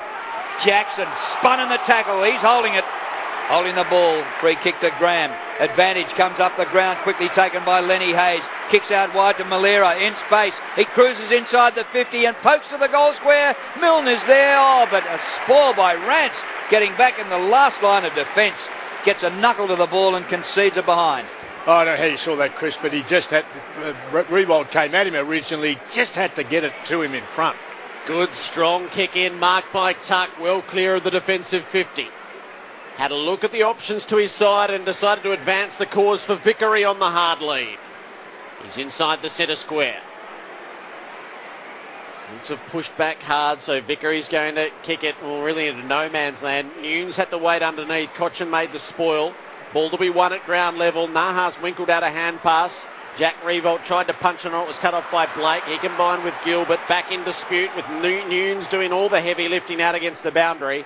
He gets his hand pass away to Dempster. High ball around the boundary. Works for the Saints as Goddard marks. On the City wing, gets his hand pass to Del Santo, who gets through a tackle, but his hand pass down the line floats out of bounds. So the tackle did enough to put him off. Batchelor did well. A lot of St Kilda players right now with hands on knees, etc. They're being run to the limit right now. Tigers by 9 points at the boundary throw-in. Marich palms it down. Delidio gathers. His hand pass taken by Martin. Further afield it goes. Grigg to Delidio. Big bomb down the line. Blake drops a mark he should have taken. Spills to the front. St Kilda, they go backwards. It's taken by Gwilt, who kicks it across half-back. A shocking old kick. But it's worked out okay. And it's taken here by Cripps, who works the hand pass up. And the kick by Ray is marked by Kazitsky on the 50. Too far out, I'm tipping. I think you're right, and it'll be interesting the decision he makes here now, because we're saying that's probably on his limit. No option coming. Kick 1 goal, 1 for the night. Gets momentum and kicks from 55. Gives it everything he's got. It's away to the right and is punched through for a rush behind. And Ivan Marich is covering the ground in the middle, back, forward. He's everywhere, and he put that spoil on. Tigers by 8 points. Newman has the kick in. He'll go long in the Delidio direction. Good mark. Strong hands in front of Jones, who was wearing him close the whole way. Delidio hugs the boundary with the next kick. King, spoil was made on him, but he's able to crash through Jones, who is the worst for wear from the clash. Hand pass to Delidio, shot it off to Martin and back to Delidio on the old 1-2. Kick to half forward. Marich couldn't quite affect the contest on that occasion. Jackson's working underfoot. Ray overruns it. Jackson hand passed it to Ray, which was an odd turn of events. He gives it to Gwilt, got lost against the boundary. Hand pass didn't do Lenny Hayes any favours, and they'll be happy to see that out. 60 away from the Richmond goal. The push-up King, Jakey King, he smashed Jones. Oh, he's cut wide open too. And here from the throw-in, Stephen has it for the Saints. Off to Goddard, Hayes, Del Santo. Some big names there, but Dal's kick is straight to the opposition, and Newman marks for Richmond at halfback. Squares the ball across. Does it beautifully to Morris. Now they advance the ball up, and the kick out wide towards the dockside wing. Nahas has it and tries to balk around Simpkin and fails to. Simpkin's got him. The tackle takes the ball over the boundary line. It's probably worth a kick to young Simpkin, but the umpire calls for the boundary throw-in. 10-10-70 to 9-8-62. It's an 8-point lead to the Tigers. We've played 9.5 minutes, third quarter. At the throw-in, Martin goes third man up. Beautiful play down to Gribbs. Propelled himself, Armitage, to make the tackle and save the play, and the Saints come up with it. Graham used Hayes on the way back through. Nick Revolt led up to the wing, gave it to Malera. Oh, he got bear hugged by Conker and dispossessed. Nick Revolt got onto the spillage. Hand pass to Hayes, trying to turn out of trouble. Backward to Armitage. Up inside the 50. Poor kick. Newman's the lone man back. The Tigers get another interception. Newman to Hooley, who marks on defensive 50. They're standing up the Tigers really well and putting pressure on St Kilda, who are forced sideways and backwards. The mark taken by King here. He kicks out towards the City wing. Blake misses an attempted spoil. It comes to Nahas, and there's a paddock in front of him. Robin Nahas with a third bounce and a fourth inside the 50. He squares it to full forward, and Marich is there right in front to take the mark. He could have gone for the goal, Nahas, but he found the big fella. It was great play by Nahas and poor play equally by Jason Blake. He came off his opponent to actually affect the spoil. He did not get any purchase on the footy at all. Ivan Marich for goal from right in front, and he's kicked it. Silence at that end from St Kilda fans. A racket at the other end from the Richmond fans. And they go now to a 14-point lead. 11-10 to 9-8. Where Marich has impressed me is that his capacity, like Jolly of Collingwood, who is able to know when to run forward, when he can be in a good position. And you're right, his opponent decided he'd go and meet it and left him, and he became a clear option. But he does what he's got to do, Marich. At centre bounce, he's doing the methodical stuff. He's going forward, he's taken a couple of marks, and usually goes back and kicks the goal. So he's been a wonderful find, and to see him, I thought he'd be just a scrubber, a bullocking and hard-working player, but he's got just a bit of class about him. Richmond by 14. It's the biggest lead of the night thus far. Kosicki will win the tap in the middle, and Vickery took hold of an opponent when he had no right. Hayes' ball for the Saints. Shot the hand pass off to Montagna. Dicey kick to half forward. Kosicki had to go the spoil. Malera got onto the crumb. Used Armitage and Montagna. Kick wide to the 50. And it is a mark taken by Cripps into the pocket. It cleared them. Milne given right of way. No, Sard took it, and Sard screwed his kick into the behind, next to the behind post, out of bounds. Adam White. Jared, St Kilda lost their structure there because Nick Revolt was knocked out of the play by Alex Rance, well off the action. Here's the throw in the forward pocket for the Saints. Vickery for Richmond wins the hit out. Comes to Morris, to Martin. Rance back to Martin. They worked it well, the Tigers. Martin gave the kick too much and has kicked it out of bounds on the full, but he did clear the defensive 50. So Nunes with the free, too far out to score, and the Tigers have got back in defence. Kick by Nunes to the top of the goal square. Punch comes to the front to Goddard. Pulled off his hand pass. All Richmond at ground level. Nahas receives the hand pass from Edwards. Back he goes to Morris, whose kick goes over half-back flank. And Cochin camped underneath the ball. Two of them came at him and smashed him and smashed the ball over the boundary line. And we have a throw in right below the commentary box. 76-62, Richmond. At the throw in, Vickery gets his hand to this one, knocks it down to Ellis. Good kick up to half forward. Marich marks, slips it away to Nahas. He can have the shot from 50. It's bang on. This is new Richmond. They have stretched St Kilda to the maximum here. 12-10-82 to the Saints 9-8-62. 13 and a half gone of the third term. Well, that's the goal that St Kilda were kicking in the first half from a boundary throw-in, one way, all the way, without getting a hand from the opposition in there to cut anything off. That's exactly what St Kilda were doing to Richmond, and now the floodgates you feel are starting to open. It's just a lot of free ball going Richmond's way. Certainly, I think, David, you spoke about it in the first 5 minutes, a lot of St Kilda players with their hands on knees have Richmond outrun St Kilda. Adam White. Aaron Sipos has been activated by St Kilda. Jamie Cripps is out of the game, and I guess now with St Kilda too, that 3 consecutive 6-day breaks becomes an issue. Shepherding in the ruck, free kick to Kazitsky for the Saints, and Nick Revolt juggles and marks. Kazitsky kicked a bomb, and Revolt is only about 25 metres from goal. Well, in using his body on Rance, I think it was, and trying to get him out of the way of the contest, he nearly lost the flight of the ball, but as good as Revolt was, he got a tuck on it, bounced it up again, and grabbed it safely the second time. Nick Revolt for the Saints' first goal of the third quarter. He's kicked it. They're 10-8, but Richmond with 3 goals for the term at 12-10. And Drew, you're right. I mean, that's against the Tide. The Tide has really been coming in a thunderous way, all going Richmond's way on the result of it. Hard work, better in the contest now than they've ever been. Certainly running to support the Blake with the ball and getting it over the top and running in. Nahas has been just a very, very bright, bouncy boy from first bounce right until now. He's been one of the real carriers and excitement machines, and the one that he kicked prior to this was what they needed early in the game when they had so much of the ball but didn't get a score. Now they're being rewarded for their effort. Richmond by 14 points. Marich and Kazitsky to contest over the bounce. Marich wins the tap to the side, not necessarily to advantage. Foley made it better than it was, put it back through Marich and on to Grigg up inside the 50 with a kick. It's a bouncing ball out into the pocket. Blake took it. He was dragged off it mercilessly by King. Nahas was taken high and it was paid. It's his free kick, probably too far out on the set shots.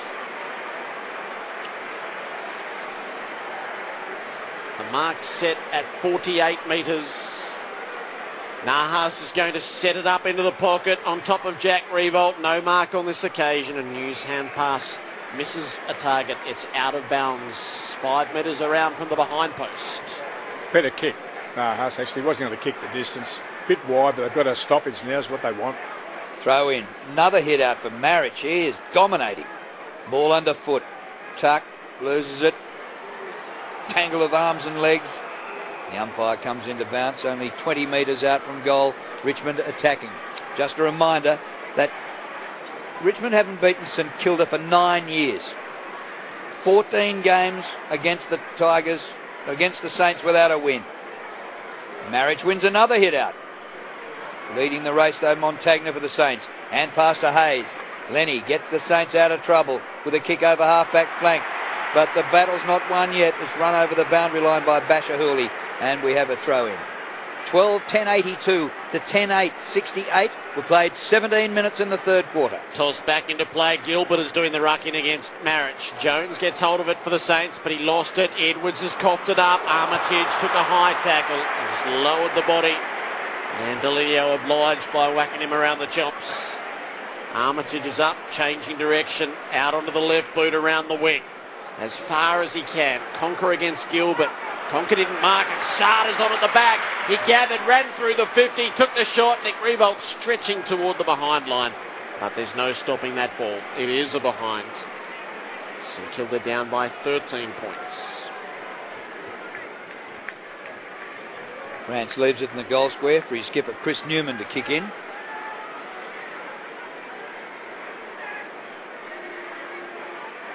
Big crowd, massive. Looks as though it might touch 50,000. Short pass in is good. And Grigg has been outstanding this season. Takes the mark. Newman wants it back, but his lead is covered. Grigg off the left, gets it outside the 50. They fly, no mark. At the back, King runs out of room and the ball out of play right below the commentary box for a throw in up towards the dock wing. Seem to be just a bit quicker on the spillages, don't they, at the moment? Richmond are just quicker to accelerate, quicker over the ground to get to these loose balls. Marich against Gilbert. Has he had a rest in the ruck, Marich? He's done it both ends and in the middle. St Kilda have it. Montagna hand pass back. Look at Tuck throwing himself at the ball. Sensational effort. And he causes a stoppage, and there's a ball up. There's a bloke, 150th game tonight. His father, the game's record holder, is here tonight, Michael, watching on. At the bounce, Delidio, third man up, knocked it down to Grigg. The Tigers up to half forward. Goddard stood against it, didn't mark. Nahas trying to get through. Graham kept it away. Edwards got cleaned up. His free kick. Up to take it forward of the wing. He's got the short option as Ellis. It was too far for him and he couldn't pull it in. Malera on the interception for St Kilda. Kicks to Milne around the wing. Del Santo is working hard to get forward, but he's got company. Milne gave up a couple of short passes inboard. He's going to kick down the line to Kaczynski, who's outnumbered. And Richmond will make the spoil and bring it away. Edwards to Griffiths. Agricultural hand pass. Taken by Ellis eventually. And off to Grigg. Searching ball around the wing. King's got to go against three. Sipos has come straight from the bench as the sub to get a touch. And he gave it to Goddard. Short ball for Milne. Milne marks on centre wing. Back to Sipos on the run. A long kick for Nick Revolt. Outnumbered 2-1. Man in front. Chris Newman hands to the ball. Juggled it all the way to the boundary line and out. Couldn't complete the mark. You look at those two players. We thought that Newman had to step up in the second half. He has. Daniel Jackson, he's tagging Goddard wherever he goes. It's been a significant move in this match. A throw in, forward pocket for the Saints. Vickery in the ruck this time to give Marich a bit of a breather. Ball comes to Newman. Running out of room, hooks it back over half-back flank, but Goddard streams forward to take a chest mark. He squares it inside the centre square to Graham. Can kick it a mile. He can't kick it this far. Well, he's given himself a chance. Gone long to the goal square. Nick Revolt stays at the back and Rance just thumps it through for a rush behind. Whoa, which might just gave his opponent a clip over the back of the head then in frustration. And a 50-metre penalty against Nick Revolt. It wasn't for that crack behind the ear, it was probably for verbal, wasn't it? It was. So with the advantage, Delidio took it up to centre half back. He kicked for Jack Revolt. The spoil was made on him by Dempster, but Jack stayed in the play. He laid the tackle and wins holding the ball against Jones. Second time tonight Jack Revolt has been able to do that. It won't result in a goal immediately to him. Have a look up inside the 50 and try for a delicate pass in the King direction. Spoil was made by Stephen. He was taken in a neat tackle by Jackson, dispossessed, and it goes out of play. 40 around from the Tigers' goal. Stephen's one who's disappointed a bit tonight, and I think he's gone to a new level but hasn't been able to stay with it. Here's Marich in the ruck. It comes to the back of the contest. Jackson has it. Little hand pass to Tuck. His hand pass back into the pack. Montagna kick into the pack. Grabbed by Armitage. A high ball. Nick Revolt comes from a mile back and the man in front has taken the mark. Griffiths stood his ground. Terrific. Well, more than stood his ground. He leapt high in front of Nick Revolt. Kicked by Griffiths towards half forward and Vickery streams down the ground and marks. Too far out to score. 82-70. A 12-point lead to the Tigers. A centering ball. Hooley from the back works it to the front. Ball comes to Batchelor, throws it on the left boot, but it's Australian. Malera has taken the mark for St Kilda. And a 50-metre penalty against Conker, who got over the mark. And Malera just has a bounce as he runs up the ground to take his 50. Still inside the centre square. Goes long for Nick Revolt. A high ball in. He gave it too much air. And plenty of time for Griffiths to get back and punch it over the boundary line for a throw-in the pocket. So St Kilda's turn to try to come up with something from a forward stoppage. They're down by 2 goals. Marich won the tap. Hayes was waiting for it. Takes it, feeds the hand pass. Sard danced in the pack. Kick smothered by Hawley. It ricocheted to Jones. His kick was touched off the boot. And Rance double fists it through for a brush behind. St Kilda trailing by 11. 3 rush behinds this quarter for St Kilda. So the Richmond backs prepared to concede, but they're keeping their opposition at bay. They lead by 11. 1 goal, 5 this quarter for St Kilda. 3 of them rushed. They kick in with distance. Oh, hand pass by Tuck straight to the opposition. Taken by Simpkin, who kicks to full forward. The ball is juggled but marked by Batchelor. 82-71. Approaching the 24-minute mark of the third quarter. Tigers led by 3 at quarter time and 2 at half time. Kick by Batchelor. Big climb by Blake. But there was interference before the ball arrived. It is going to be Marrich's free kick at half-back flank for the Tigers. And 50. And Marriage has got spring in his step like a stalled gift runner. He charges up with the umpire to take his kick. He doesn't wait. He kicks towards Jack Revolt in the pocket, who is swamped quickly. The ball close to the boundary line. Cleared by Nunes for St Kilda, who kicks for touch. Should be down, though. It should be a free kick. He was bowled over after the kick disappeared. So a relayed free will be taken by Gilbert. Whitey. I was just saying before with Jason Blake, he was a bit unlucky because he was waiting for Marich to turn around. That's why he had the footy. Marich wasn't looking at Jason Blake, who had the ball. So Gilbert at half-back for the Saints. Kicks into the middle of the ground. Kaczynski came from 3 deep to make the spoil. Jones puts it out in front of Milne, who closes on the 50 with good toe and kicks it behind.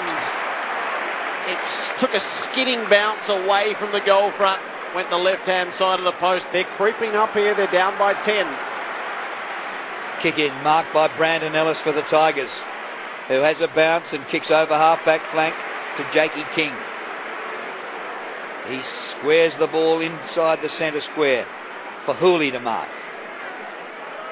Tigers leading by 10 points. Hooley further across the ground to Conker.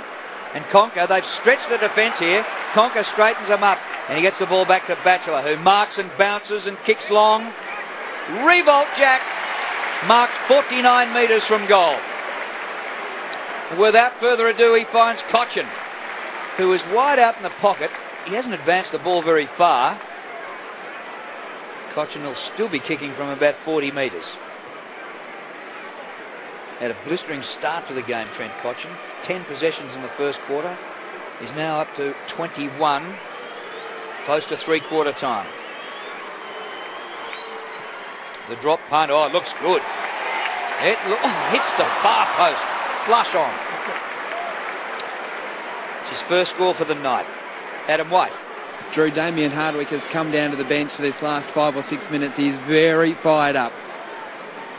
There's some tension around this. Goddard on the long kick into play. Kaczynski's his target. It was either a mark or a free kick as Ellis was overmatched down the line with the kick. Nunes against King. King with the flight did well to find nothing but ball, and he's still being penalised for a front-on push.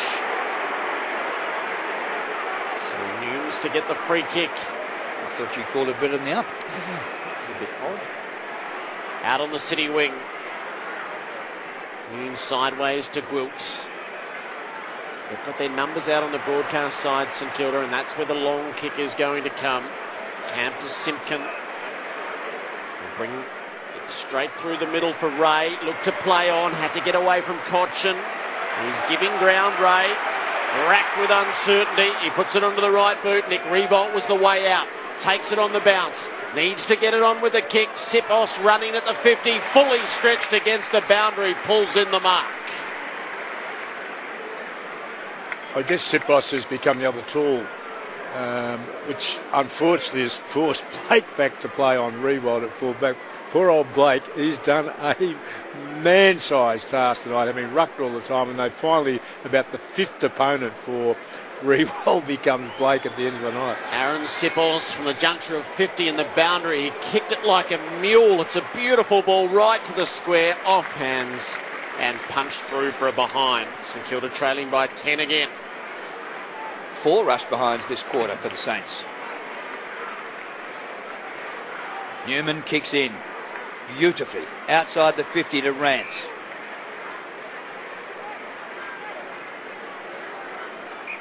Seconds away from three-quarter time. Is it enough for the Tigers? They lead by 10. The kick by Rance to centre wing. Oh, good mark, Dempster. In a pack of 4, he plucked it clean. Whitey. Hardwick is actually doing all the instruction work from the boundary. Dempster's kick inside the 50. Off hands to Lenny Hayes. He draws a man. He finds Sipos, who goes for goal from wide out and misses to the right-hand side. The sub on in this third quarter, Aaron Sipos. And that makes the margin 9 points in favour of the Tigers. Close to siren. In fact, right on the siren. Rewald, I think, might have a knee. He came down awkwardly after that last jump. And Which he's one? Having awful trouble. That's Nick Rewald. Having awful trouble even walking back to the huddle at three-quarter time. He jarred it, I think, in the drop after that big pack attempt. That's not helpful at all in the stage where they are looking for tall players who can actually control the ball in the air, and he looks a bit suspect. At the end of that quarter, St Kilda kicked 1 goal, 6 to Richmond's 1 behind once it got as far as 20 points. So it's 9 points at three-quarter time Richmond's way, 12-11-83 to St Kilda 10-14-74. The goal kickers, Revolt 5 as it was at half-time. 2 for Nahas, both in that term, and 2 for Edwards, with singles to Delivio, Marich and Tuck for the Saints. 3 for Sard, 2 for Nick Revolt, singles to Goddard, Kazitsky, Del Santo, Nulera and Milne. Three-quarter time, Friday night footy. It's Richmond by 9 points. So it is in the balance as we enter the final term. Richmond by 9 points over St Kilda. Marich and Kazitsky over the first bounce. Marich the tap, but Armitage won the footy for the Saints, and he kicks them up to half forward. Morris committed, didn't pull it in. Sarders onto it, hand pass to Gilbert. Kick up to full forward. Rance makes the spoil away from Nick Revolt. Loose ball at half back. Tuck went without it. Ray came through. Tuck brought him down. Gilbert flicked out a hand pass to Sipos. St Kilda back inside the 50. Nick Revolt in the middle of the pack. Didn't quite mark. Del Santo feeds it out in front of Sard. Sard's got Morris to deal with. Sard's got the footy in the pack. Dodging and weaving. He's overwhelmed by the numbers and holding the ball against the little forward. Chris Newman to take the free kick. Whitey. Drew, I watched Nick Revolt in three-quarter time break. He didn't get any treatment at all with that knee injury, despite looking like he was hobbling. Kick by Newman over half-back flank, and Marich got underneath the ball, and Dempster takes the mark. Dempster pumps the Saints back towards full forward. It's all Richmond, though, and Morris. In his first season, he's waited a long time for a crack at the AFL. He takes the mark. Kicks it pretty ordinarily back towards the back pocket, and made it tough out there. Receives the hand pass back on the run, gets to 50. Morris's kick over the head of Edwards, who's got the pace. He runs onto it, but slightly runs out of room, and it goes out on the City wing. Richmond 12-11-83. St Kilda 10-14-74. 9 point lead to the Tigers. I reckon they've dominated maybe 10 of the last 12 inside 50s, St Kilda, to take a clear lead in that stat from the wing. Goddard's kick was partially smothered. Conker got hold of it to Griffiths, hand pass to Morris, and he's just loose at centre half back. He'll dink the ball over to Newman, looking to provide the run. No, he pulls up instead at right half back. Searching for a target. King was on a really good lead. Newman didn't give it. So backward he goes, 30 metres for Rance. And out the opposite pocket, he's missed Batchelor. He's got time to run onto the loose footy, but had to get it off in one hell of a hurry. Off to Conker, back to Batchelor. It didn't find him on the full. Grigg comes through to make it neater than it was. Batchelor has it yet again. He kicks it around the corner. Marich against Goddard. Marich brings it to ground. Tuck getting through. Hand pass to Marich. They come at him hard. He gives it off to Edwards. They come at him hard and dispossess him. Pat forms around the ball. Squabble between Gwilt and Tuck that the umpire will settle. A big moment, that. Big moment. I think they were out and gone, Richmond, and St Kilda, just a dying effort has caused a stoppage. Bounce at the City wing. Goddard, third man up, wins the hit out, but it comes to Edwards. He works it across. Oh, this hand pass for Richmond is not good. Back to a man under pressure. And a tackle laid by Graham. No prior opportunity, though, and the umpire will bounce it on the logo. Two desperate efforts, weren't they, Chris? Both of those. Two desperate efforts by St Kilda to stay in it. 3 minutes without a score in this last quarter. The bounce bobbles a little bit. Comes down Richmond's way. Sipos charges through. Works it to Malera. Hurried kick inside the 50. Milne marks. Great effort on Morris.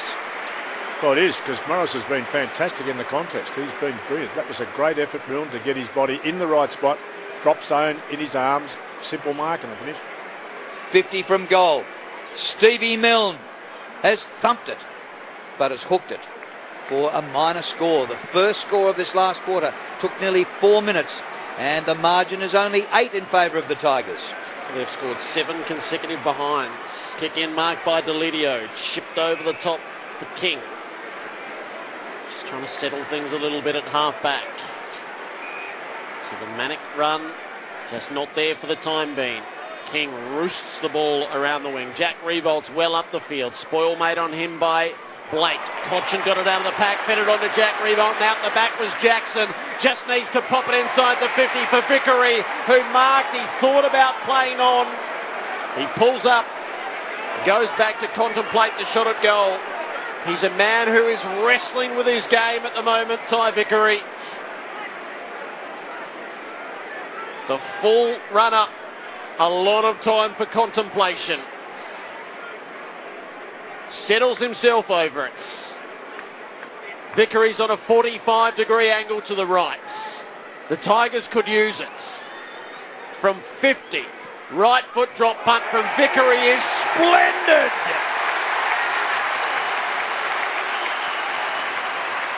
And some breathing space returns.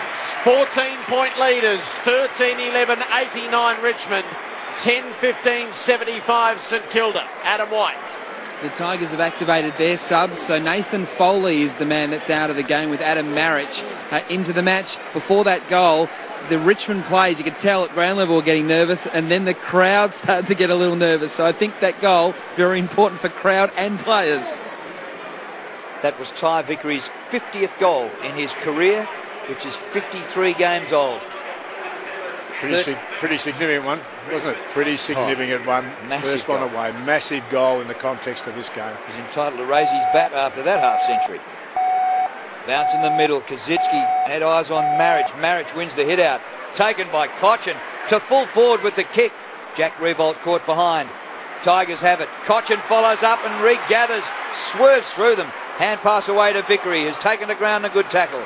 Hand pass away, chopped off by Montagna, who finds Ray. Outside defensive 50, and he finds Del Santo over half-back flank, who marks near the boundary line. Jake King charges at him, but Del gets the kick away towards Nick Revolt, who takes a tackle over the shoulder. Free kick to Revolt. Advantage was taken by Goddard, but the umpire's saying no, it's got to go back to Nick. Thought the player was entitled to take advantage if he wanted to. Revolt in between wing and half forward, too far out to score. So he puts the kick about 20 metres from the goal square. Marich in front. What a mark. He's either kicking him or saving him. Yeah, that was a good mark. There's some steel about them. Kick outs on the way. Rance panic with Nick Revolt coming at him. He's spilt the mark. It's to be won. Revolt turns tackler, but Martin extricated it. Hand pass to Tuck. Gives it the lot to half forward Jack Revolt and Blake. Jack's a chance on the bounce. Clever tap near Jackson. Couldn't quite get hold of it. Nahas swoops on the ball. He was taken high. Simpkin tried to lay the tackle. Nunes was in there. They managed to whack their man. Nahas, instead of kicking, gives it off to Martin, and Dusty lands a bomb. Huge steadiers from the Tigers. Speaking to their maturity. They lead again by 20. 14-11 to 10-15. Well, he's a little fella, Nahas. He must be one of the smallest bodies in the competition. But he had to get his head in there. I know it was low enough, I guess. At that size, you're going to be hit around the head more than you are around the body anyway, just by doing normal things. But he took the hit. It was high, good decision. Immediately played on, and Martin, good strong kick and goal. It wasn't an easy one on the turn, and over 45 metres, put it away. And I think almost has put the game, well, certainly beyond St Kilda at this stage. They just can't find the run. Bounce back in the middle. It's won by Marich. Gets the Tigers going forward again. One at ground level by Edwards, but he loses it to Ray of St Kilda. His kick towards the 50. Batchelor, good mark, running back in the same direction as the ball. 95-75. Tigers by 20. And we've played 8.5 minutes in the last quarter. Kick towards centre wing. Marriage tips the ball on. Richmond going goalwards again. Grabbed by Grigg, pulled off his kick. Gee, Brooks had a really harrowing night. Comes to Gilbert. He gets the hand pass away to Lenny Hayes, who pokes the ball up to Nick Revolt, who drops the mark, charging forwards. And he's going to get a free kick, though, near the circles, in the middle of the ground. Sprays the ball out wide to Stephen, who's had a very quiet night. Short pass to Del Santo. Didn't go the distance. Play on, says the umpire. Del Santo can't break Cochin's tackle. One thing or the other umpire. Holding the ball. Ball comes to Milne, wide out. He centres the ball right in front of goal. Terrific mark by Armitage in front. Now, once that ball hadn't gone the required distance and Cochin laid the tackle, is that not holding the ball? Umpire didn't make a decision, and the result is St Kilda have a shot for goal from in front and only about 20 metres out. The good thing is this young bloke, Armitage, has built himself a career. He's been probably in their consistent 2 or 3 players all night long, and that was a terrific launching mark. Hopefully he'll get a goal and put a bit of sting back into the game. Armitage, almost point blank, kicks the goal. Saints are alive as they get their first goal in this last quarter. They're 11-15-81, trailing by 14 again. Richmond 14-11-95. They are alive, and I guess at 14 points, this is the question mark that the Richmond supporters would like to see. They have actually dominated the first 10 minutes of the quarter, and no doubt given a lot of confidence to their supporters. And now, as a team, with a goal against the run, 14 points up, it's a real test for them now because it's all mental for them. They've got total control of the game, providing they actually understand and control it themselves. Chris Grant on grandstand to AFL. Bounce in the middle of Docklands. Vickery will win the tap. Didn't do a lot with it. Armitage is onto it for the Saints. He trundles it out wide. Bouncing ball. Goddard is onto it and he's got support. Hand pass to Graham. He'll put it up near full forward. Nick Revolt's been shepherded away from it. It's Nick's free kick. He and Rance have been duelling in a manner that has needed adjudication, I reckon, on the past 10. The whistle's peeled twice. This one 12 metres out from goal. There's a slight angle, but Nick Revolt must be kicking his third. He does, and the Saints will not be dropped. The margin is 8 points. 12-15 to 14-11. 12 minutes of the final term on the clock. Rance has been absolutely manful on Revolt over the course of this evening. Of course, giving away a good few inches to Nick Revolt, and just a manful job he's done. But I must say, from a technical perspective, I do actually like the fact that the umpire is going to pay those types of free kicks. The backman has to look at the footy, or at least look where the ball's coming from. You can't stand opposite with your back to where the ball's come from and put your arms around your opponent. It's a tough free kick, but the free kick was there. Spoken like a true forward, Granty. Bounce in the middle. What a game this has been. Vickery tries to take clean possession. Kick smothered. Lenny Hayes gets it. Hand pass to Graham. A high ball towards half forward. Newman's back there to mark and is taken to ground after the mark. Is that 50 up? Close thing. Armitage has come up limping after crashing all over Newman. Armitage standing the mark, but he's hobbling. Kick by Newman. Half back to half forward. A pack gathers. No mark. Punch to the front. Taken by Graham. Spins out of trouble. Fires a hand pass to Sipos. He cruises through the logo and kicks towards full forward. All Richmond. Rance gets back there to take the mark. Slips to ground. Gets the ball to Ellis at half-back flank. 95-87, an 8-point lead to Richmond.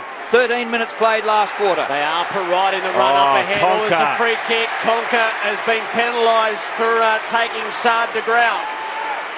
ridiculous free kick it was, as in the free kick was definitely there. I don't know what Reece Conker was thinking. So it's going to be Goddard's ball back where the footy was.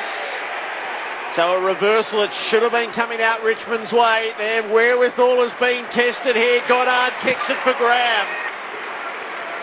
Graham has marked it inside the 50 on a tight angle.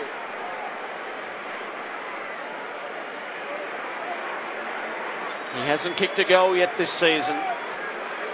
He's kicked 65 in his 144 games before tonight.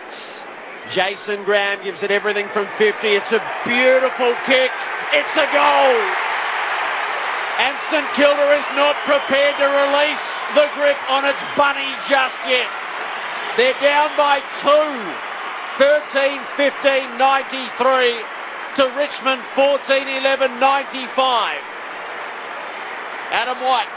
Reece Conker has come to the bench, not with the runner. He just came off, and the bench said, headphones please. Damien wants to speak to you. There's still 10.5 minutes to play in this.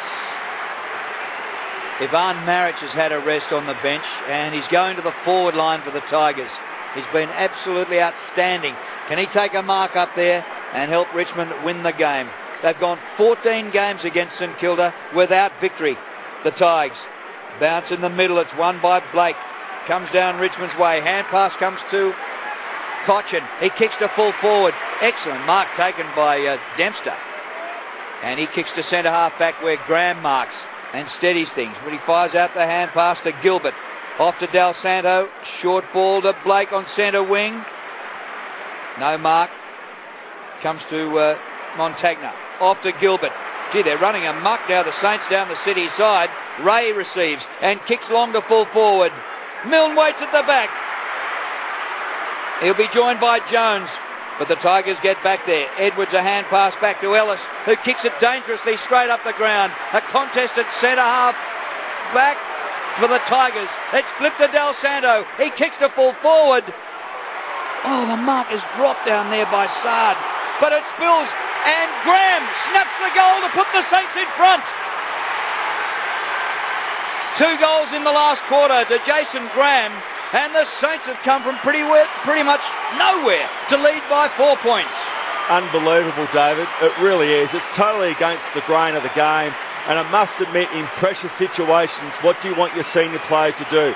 Absorb the pressure. What did Daniel Jackson do? He didn't take possession of the ball. He tried to tap it, and guess where he tapped it? Straight to probably the worst player on the ground in Nick Del Santo. Give it to. He had to actually take the ball, take the tackle, at least get a ball up. There was one hand in the fire, and he didn't want it, and they paid the price. Look, the two blokes in the back row knew what was going to happen all the time. So the two blokes in the front row had no idea that the game was going to go this way. There's a touch of old Richmond about this now. St Kilda by 4 points. A squabble for the ball in the middle. Delidio with a hand pass. It didn't go anywhere. Jones got hold of it. Hand pass to Graham, who's turned the game. He dinks it up inside the 50. Sard came out, didn't take possession. Malera trying to crash through. Jackson got hold of it. Fed the hand pass around. It comes out the way of Newman. Newman into the middle for Maric. Hand pass to Delidio. Almost run down. Gets his kick to Jack. Jack Riebold got himself free to take the mark. Well, young Simpkin, it's a bit. He started with him. I think Simpkin had him at the start of the game and was just not in it body-wise, strong enough, experienced enough. And through the rotation of 5 others, it's come back to Simpkin again at the finish, and the ball came in. He could have been in the contest, wasn't good enough to make it, and now they're into a chance again. Jack Riebold's the money man. From 35 outs, he kicks the goal to restore the Richmond lead. He has 6, and they end a run of St Kilda goals, which numbered 4 in no time. There is still 8.5 minutes to play. Richmond 15-11, 101. St Kilda 14-15, 99. We sat in here with great anticipation before the game, pontificating about what would happen. We were hoping like heck it wouldn't be a blowout either way, and the game has delivered according to expectation. That doesn't always happen. It's exciting, and I still can't pick a winner. At the start, Richmond couldn't put them away, and then during the previous quarter, I think St Kilda had 8 shots and missed those. Got to take your opportunities. Must take them now. Bounce. Marriage beats Blake, but it comes to Del Santo. Hand pass to Sipos. A kick inside the 50. Up, but nobody can take a mark. Who's the first to recover at ground level? Newman there. Socked away by Jones. Jack Stephen has it on all fours. Works it to Jones, who slings the hand pass towards the goal square. Malera grabs it and bubbles it through for a goal. Another change in the lead. Malera puts the Saints back in front. 15-15 to 15-11.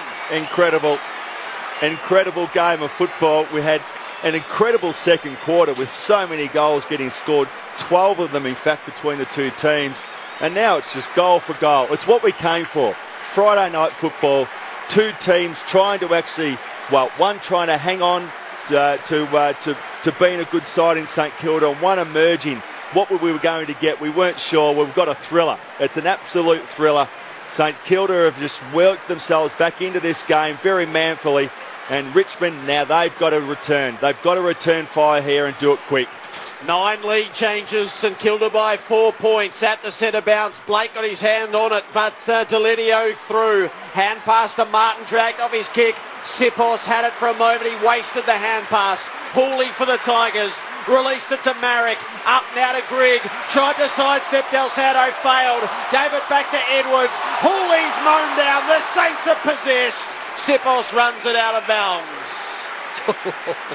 And Rewald's come up very sick, boy. He was the one who caused the contest down there. The spillage from him nearly broke him open. It's fantastic effort by the captain. 49,337 on the edge of their seats. Grigg from the stoppage. Hand pass to Rance. Richmond to half forward. Jack into the pack. Couldn't mark. King at ground level. Nunes wears him close. Nunes worked him over. Chips his kick outside the defensive area. And Sipos takes the mark. Squares the ball in. And the mark's taken by Montagna. He kicks to open country, looking for Goddard. He is closed down and can't get the kick away. The crumbs are there for the Tigers, but Graham gathers. He's kicked 2 in this quarter, Graham. Richmond have it. Marek kicks to Jack Rewald. Rewald marks and goals. That's 7. And Richmond back in front. Well, I think it was a tied kick to Goddard in the finish. It normally would have got there. He was the right option. He'd worked himself wide on the lateral side, and the kick just fell a bit short, put him under pressure. He was able to gather, but was caught in the tackle. The ball spilled out and free, and it was young Marek, a little guy, got hold of it. Adam Marek had got hold of it, and he whacked the kick, and Jack was hands on knees. He'd been left behind in all the rush, and got a freebie.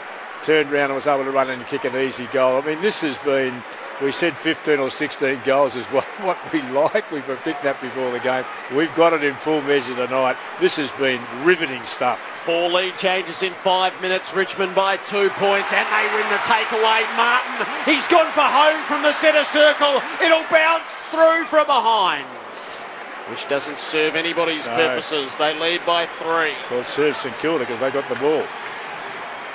The kick in outside the 50. Blake is there, but it clears him. Marriage gets back after it. Ivan played another fantastic game. Gets the hand pass away, but it's up in the air, taken by Sipos. Off to Del Santo. Hand pass to Lenny Hayes. Lenny goes for a gallop and passes to Milne at full forward. He waits at the back. It comes his way. He lost sight of it. Runs out of room in the pocket. He bumbles it towards the goal square. And at the last line, Conker gathers for Richmond, gets the hand pass across to Morris, who's pushed over the boundary line. Throw in alongside the behind post. St Kilda in attack, but Richmond lead by 3 points at the 22.5-minute mark. From the throw in, Kosicki's well placed, no ruckman against him. Hayes in the pack, hand pass almost to Armitage. He was overwhelmed. Cochin tried to get out, had to kick it over his head. It bounces against the boundary and Morris sees it back over. We should, Chris, talk about that Milne one. after the game's too tight now to do so, but a very critical moment in this game. 6 minutes to play. Deep forward, the Saints looking for the go-ahead goal. Hooley knocked it out of the pack. Sipos is threatening. Batchelor brings him down, wins the ball. Gave it to Hooley. Kick out to half-back. Important ball to be won. Nunes and King. King and Nunes. Nunes and King. The ball spills out the side. It's gathered by Delidio on the turn. High ball right into the middle of the ground. Jackson and Goddard. Jackson knocked it on, but it was all St Kilda at the back. Sweeping onto it is Dempster. Wide ball to half forward. Del Santo wanted it to sit. It wouldn't. It went end over end out of play.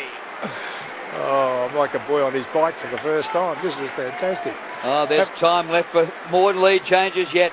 Marriage wins in the ruck. Knocks it down to Martin. Hand pass to Cochin, who swivels through a tackle. Kicks over the wing. Jack Rebold in front. He gathers. Dempster's got him, slings him to ground, but Jack gets boot the ball. The kick inside the 50. Nahas gathers, ducks a high tackle. Hand pass back to Rebold. Hand pass over the top. Ellis runs onto it and will kick a goal for the Tigers.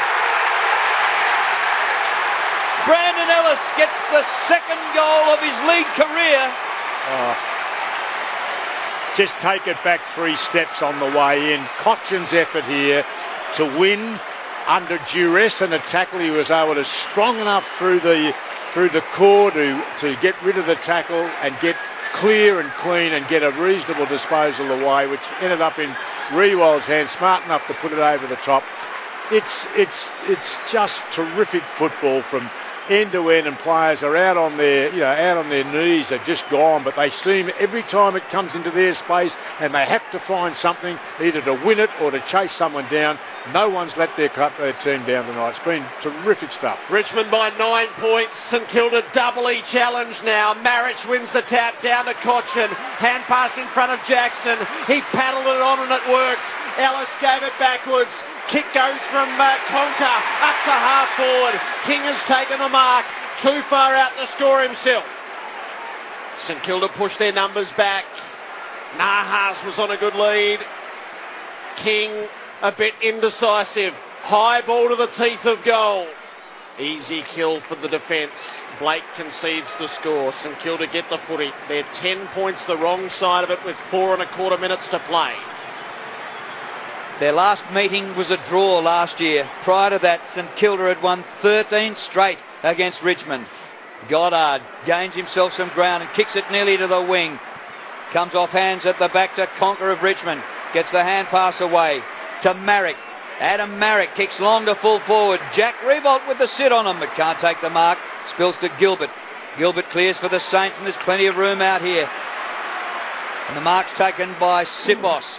Oh, he puts the ball up in the air and it just reaches Jones. Oh, it's a push in the back and a 50-metre penalty. Well, you can't. 50's got to be given. The advantage can't be given before. Yeah, that's against Griffiths, who bowled over Jones with a push right in the middle of the back. And Jones only took about half of his 50. He gets it across to Goddard, who wastes one down towards full forward. Gee, Kaczynski had a chance to mark it. Comes to the front to Milne, and he's wasted one too. A fly hack off the left from about 15 metres, misses it all and goes out of bounds on the full. 115 to 105. The Tigers still lead by 10. Just haven't quite had the poise, St Kilda. At the pointy end of it. Batchelor long into the field of play. Going to be a hard ball to mark in a big pack. Marriage did get hold of it. Hand pass to Tuck, kick around the wing. The numbers are with Richmond. Delidio got it. He's going to kick into the 50. Jack's all on his own. He'll waltz in. Number 8 is going to kick his 8th.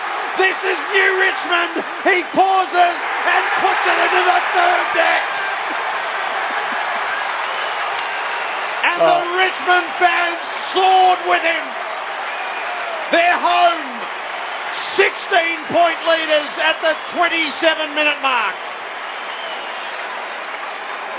Is that called clever, or is that being rewarded for being extremely lazy? Well, I guess the St Kilda defenders, what they were actually attempting to do is, win the game of football. They must have actually pushed forward, hoping to win possession of the football and then in weighted numbers actually carry the ball through. But how Revolt got that much space in this day and age, I'll never know. I think the St Kilda players were taking the opportunity, taking the chance, but Revolt has kicked 8 goals. Jack Revolt has never played in a winning game against Nick Revolt. Brett Deledio has never played in a winning game against St Kilda, and tonight's his 160th. The Saints win a free kick in the middle and come forward, and the mark taken about 48 out from goal by Milne. There's probably time left. They need 3 goals to win. The kick by Milne gets the journey, I think. Oh, it's touched by his own man right on the line. Nick Revolt was going for the mark. He fumbled it, and instead of being a Milne goal, it is a behind, and the margin is 17. Should have been a free kick 15. against him anyway. He pushed and shoved at the back, and before the ball was within 5 metres, should have been a free. Rance makes the kick in. He's gone long out of the defensive area. Tuck drifts across the front of the pack. And his sure handling of the ball will draw a rousing reception from here. 2.5 minutes to play. Tuck, long to half forward. Marriage backs into the pack, but comprehensively outmarked on this occasion by Gilbert. They hit the front twice in this final term, Richmond, as St Kilda. It looks not to be. Gilbert up to half forward. Kazitsky made the spoil. Morris onto the crumb. Hand pass to Hooley. Off to Batchelor. Four to the middle. There's adventure in the kick. Grigg came one way. Dempster the other. Dempster did enough. Knocked it to Malera. Off to Stephen. Up to Hayes. Now to Graham. Into Jones. Fires it out further for Hayes. Ray's got it out into the pocket. The mark has been taken by Armitage, who's strapped up like the mummy. Time is against him. The kick is difficult. He's going to have to rush it. David Armitage from 45 metres out puts the drop punt straight over the goal umpire's green cap and pulls the margin back to single figures. It's 9 points at the 30-minute mark of the final term.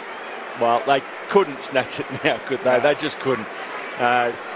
Just a wonderful, wonderful win by the Richmond team. And what an exhilarating football game we've actually seen. 18 goals possibly to the winners and 16 goals if there's not another goal scored to the losers. Just an incredible scoreline. I'm not sure I'd be calling it just yet.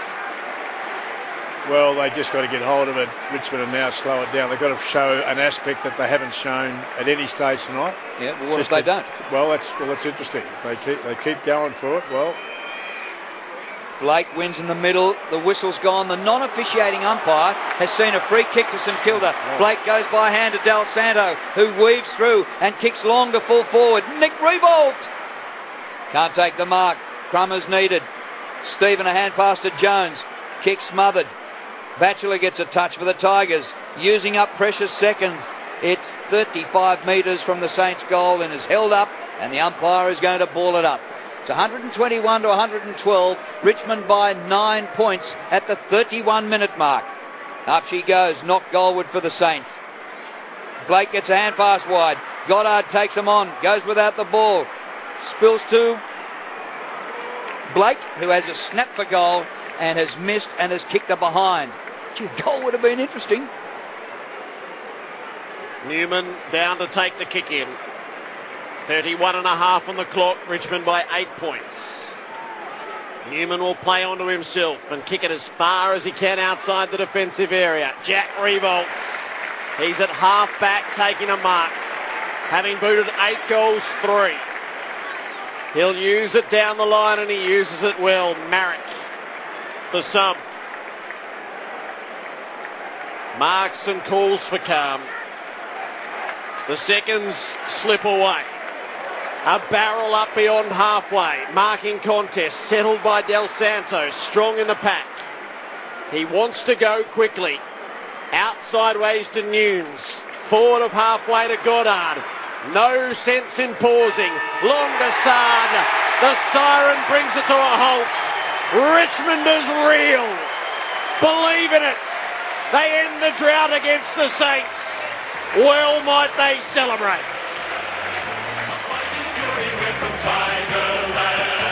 In any weather you will see us with a grin, risking head and skin.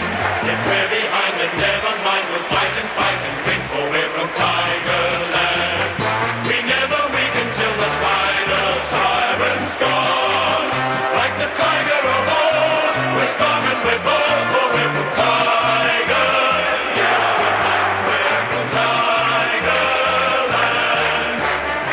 It's the Richmond way. From 20 points up early in the final term, they fell behind not once but twice.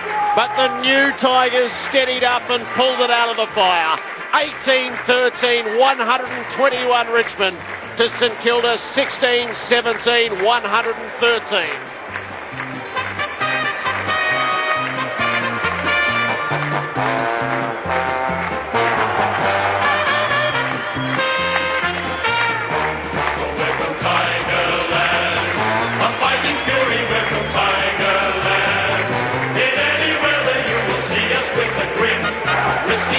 If we're behind, then never mind, we'll fight and win, for we're from Tigerland. The major answer to the question, so they were 20 points up and they got back in front. The group responded well.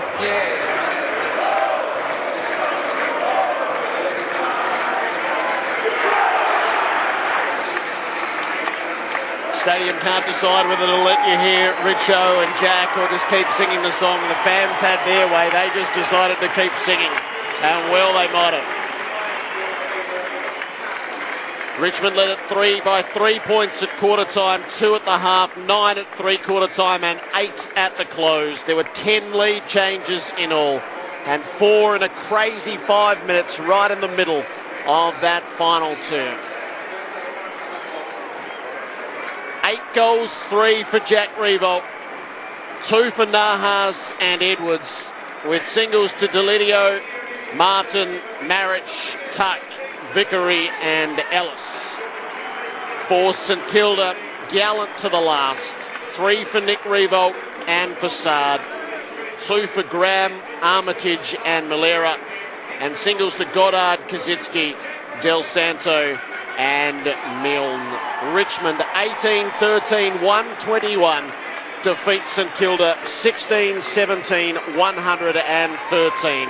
Our news radio audience, we took you right to the wire on a thrilling Friday night which promised much and delivered more. Richmond franked their rise. They're 5-5. St Kilda will lose no admirers. They too are 5-5. In front of 49,337, Richmond break a drought against St Kilda that had stretched back to 2003. They string wins together.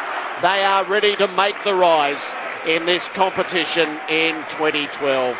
Their fans will sing the song long and strong. David Parkin, your thoughts? Well, it's interesting. When we look back over this game, we saw a dominance in the first few minutes by Richmond. I think they kicked 1-4 at the start of the game and really kept St Kilda alive. And then when the game turned in St Kilda's favour, I think at the end of the third and the beginning of the fourth quarters, I think St Kilda had 8, if I remember correctly, points in a row. They missed those, and in a turn couldn't get back and put the pressure on Richmond that they thought they might. The one cold, hard fact in the light of the new day tomorrow is that we'll debate for a long time this game whether ruckmen are a critical element, but when you ain't got one and you've got a manufacturer and they were 2 tools short in a sense, Blake did an incredible job as an undersized ruckman, but he also played for part of a quarter, about 20 minutes, at full-back on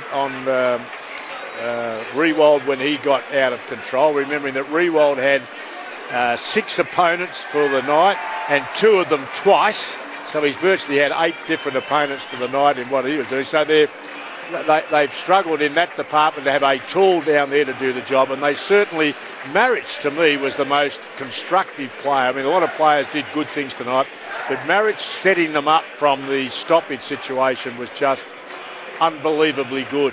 And so St Kilda rue the fact that their list is short of big men. They can talk about a mid-season draft, but something's gone wrong in the recruiting of players. Let's head into the Richmond rooms with Adam White. Oh, this is sensational. Newman's just cuddled the coach. Lots of emotion down here. You'll be able to hear this song in Swan Street.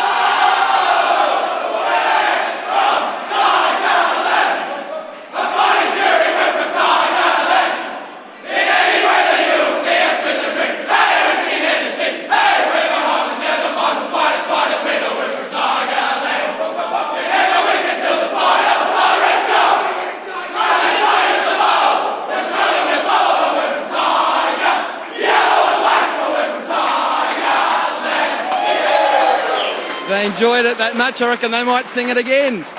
We'll have the captain, Chris Newman, very, very shortly. As I said, it was a real emotional embrace between the coach and the skipper a short time ago.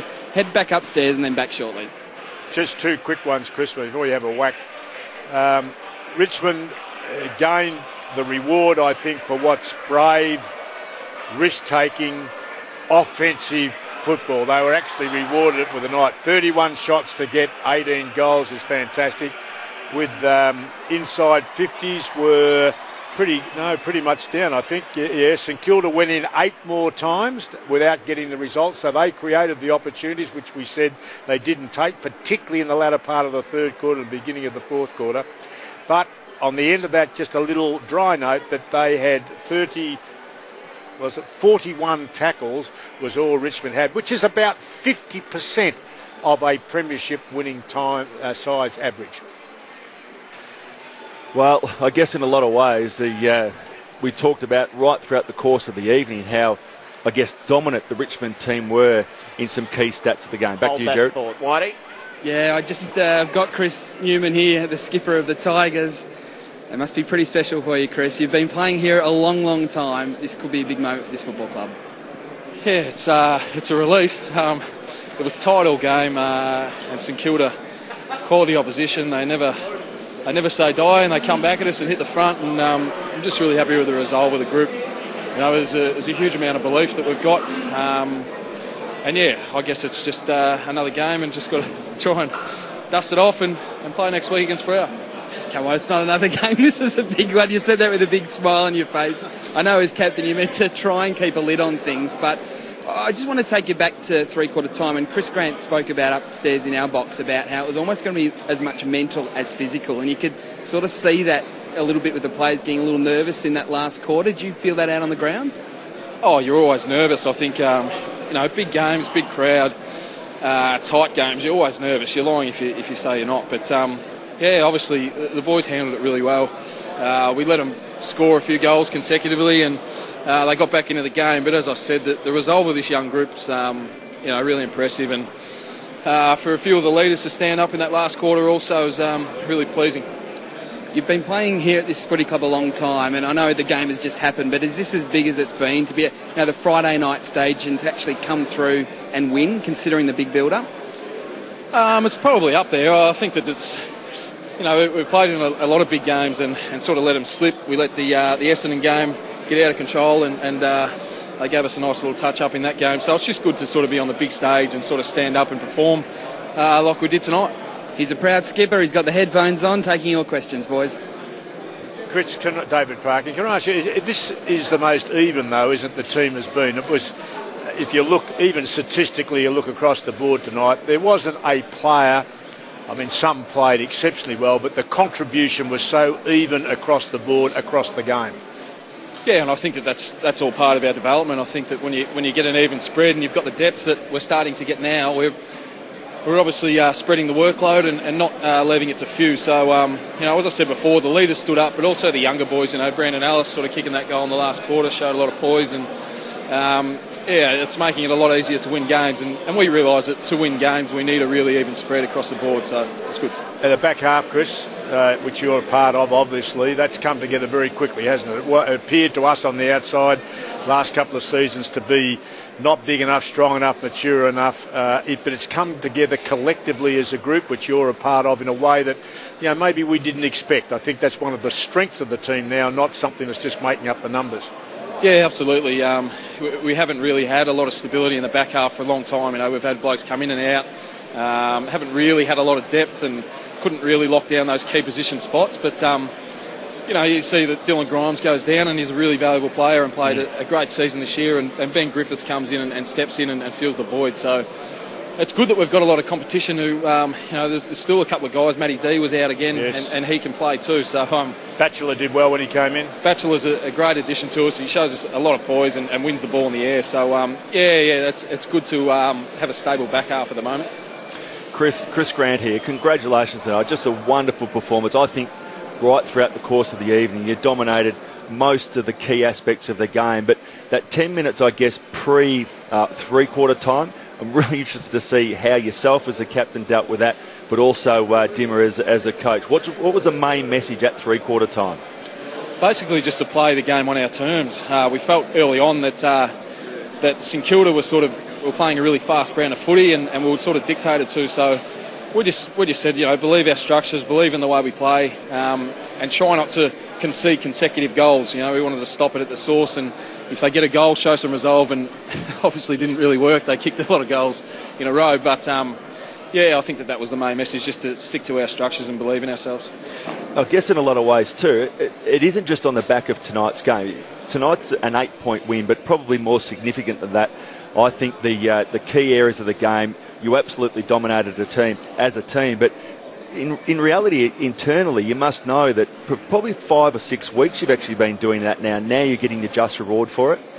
Yeah, absolutely. We felt like we've been building towards something, and early on we weren't getting the results, and we were really close to a lot of those top tier sides, and it got really frustrating. But as I said before, the belief in the group's amazing, and we look forward to every challenge now. We've got Fremantle next week at the MCG, and hopefully we can string a few together. But we know the main thing is that we've got a lot of improvement left in us, I still feel.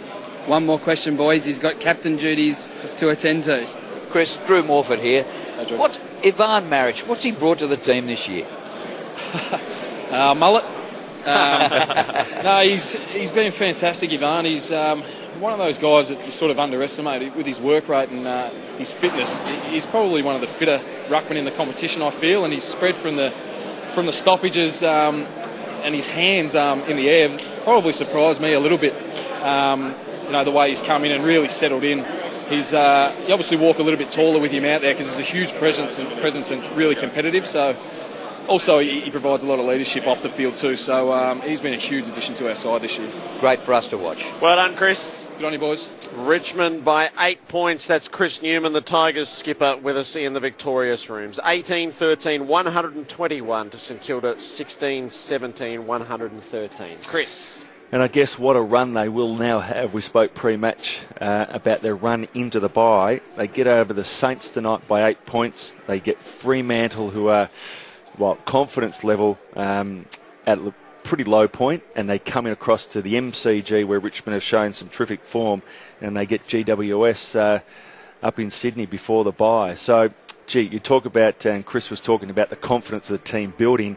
Well, get to the bye, and having won 6 of the last 7, Richmond supporters won't be wanting to look that far ahead, but it is a terrific effort. And I think in a lot of ways, you look at the 2 losses prior to them going into this 4-from-5 run. Geelong, they went down by 10 points in a very good effort down at Skilled Stadium, and then West Coast here, where they really had those opportunities to actually win the game against the top of the ladder team, which is now the West Coast Eagles. And they went down by 10 points when Jack Revolt, I think, had a shot at goal and missed, and they had their opportunities to win. Their run has been longer than 4-from-5, hasn't it? It's just been a very steady climb towards it. We're waiting to see whether they were capable of continuing that rise up, but they've proved it tonight. A wonderful effort. And a couple of hoodoos broken. Not only 9 seasons without a victory against St Kilda, but they haven't played here too well. They've lost their last 4 games here at the Dome, and their last was in round 5 last season against the Kangaroos. So, honestly, they've just smashed the door down, and all the old bogies that have been in front of them are now out of the way.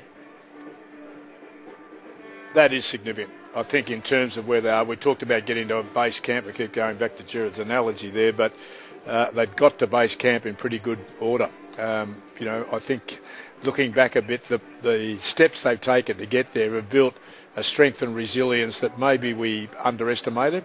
And I think the rise can be steady and progressive without too many fallbacks now, with players out of the side will make up the numbers.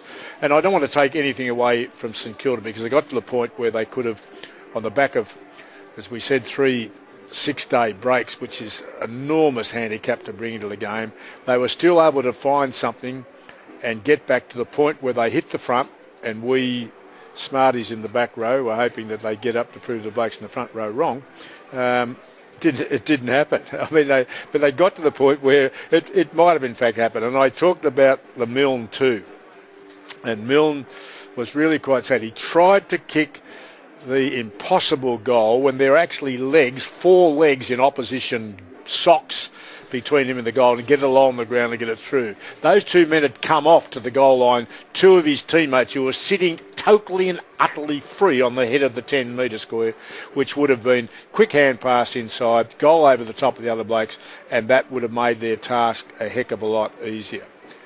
And the second one, which I can't recall, I wrote down came by back 2. onto his left instead of handballing to his right. Absolutely. Down here. Not to mention Cozzy stubbing his toe, basically, and missing from in front 15 out. A couple like that, but the St Kilda will understand now that the structure they have probably can't win. And unless they can find not just one, but 2 tall players. Blake, in a sense, was absolutely unbelievable. He hardly got a hand on the ball, but his contest stuff up and down the ground. Then to be relieved of that duty, just have a bit of time off the ball and go and play on Jack Rewald for 20 minutes. And he went down and did that to the best of his ability. And from my understanding, no goals Rewald kicked while Blake was on him. Well, I reckon that'd be right. They needed Blake. It's a bit like Hawthorn with Ruffett. They need him at full forward, they need him in the ruck, and they need him at centre half back. And Blake's that Blake. So they're too short at the moment. I don't know where they are. I mean, they're in the place and injured. But it probably underpins the argument. I always said that they're a waste of time. Don't tell Justin Madden that. But they really are a waste of time, that they're not. The reality is if somebody's got a good one, and Marich is a good one, and he was able to give them the dominance of Marich at centre bounces and their clearance stuff directly out of the middle early was superb. It's as good as I've seen, but it was only because it was allowed to be. If Marich had had a genuine A-grade jumper and ruckman against him, his task would have been so much more difficult. So let's say on the back of the 3 weeks of 6 days, and on the back of not being able to find the structure of 2 competent players of 6'4" or above, I reckon St Kilda's effort in the circumstance, when I look back now, is pretty good.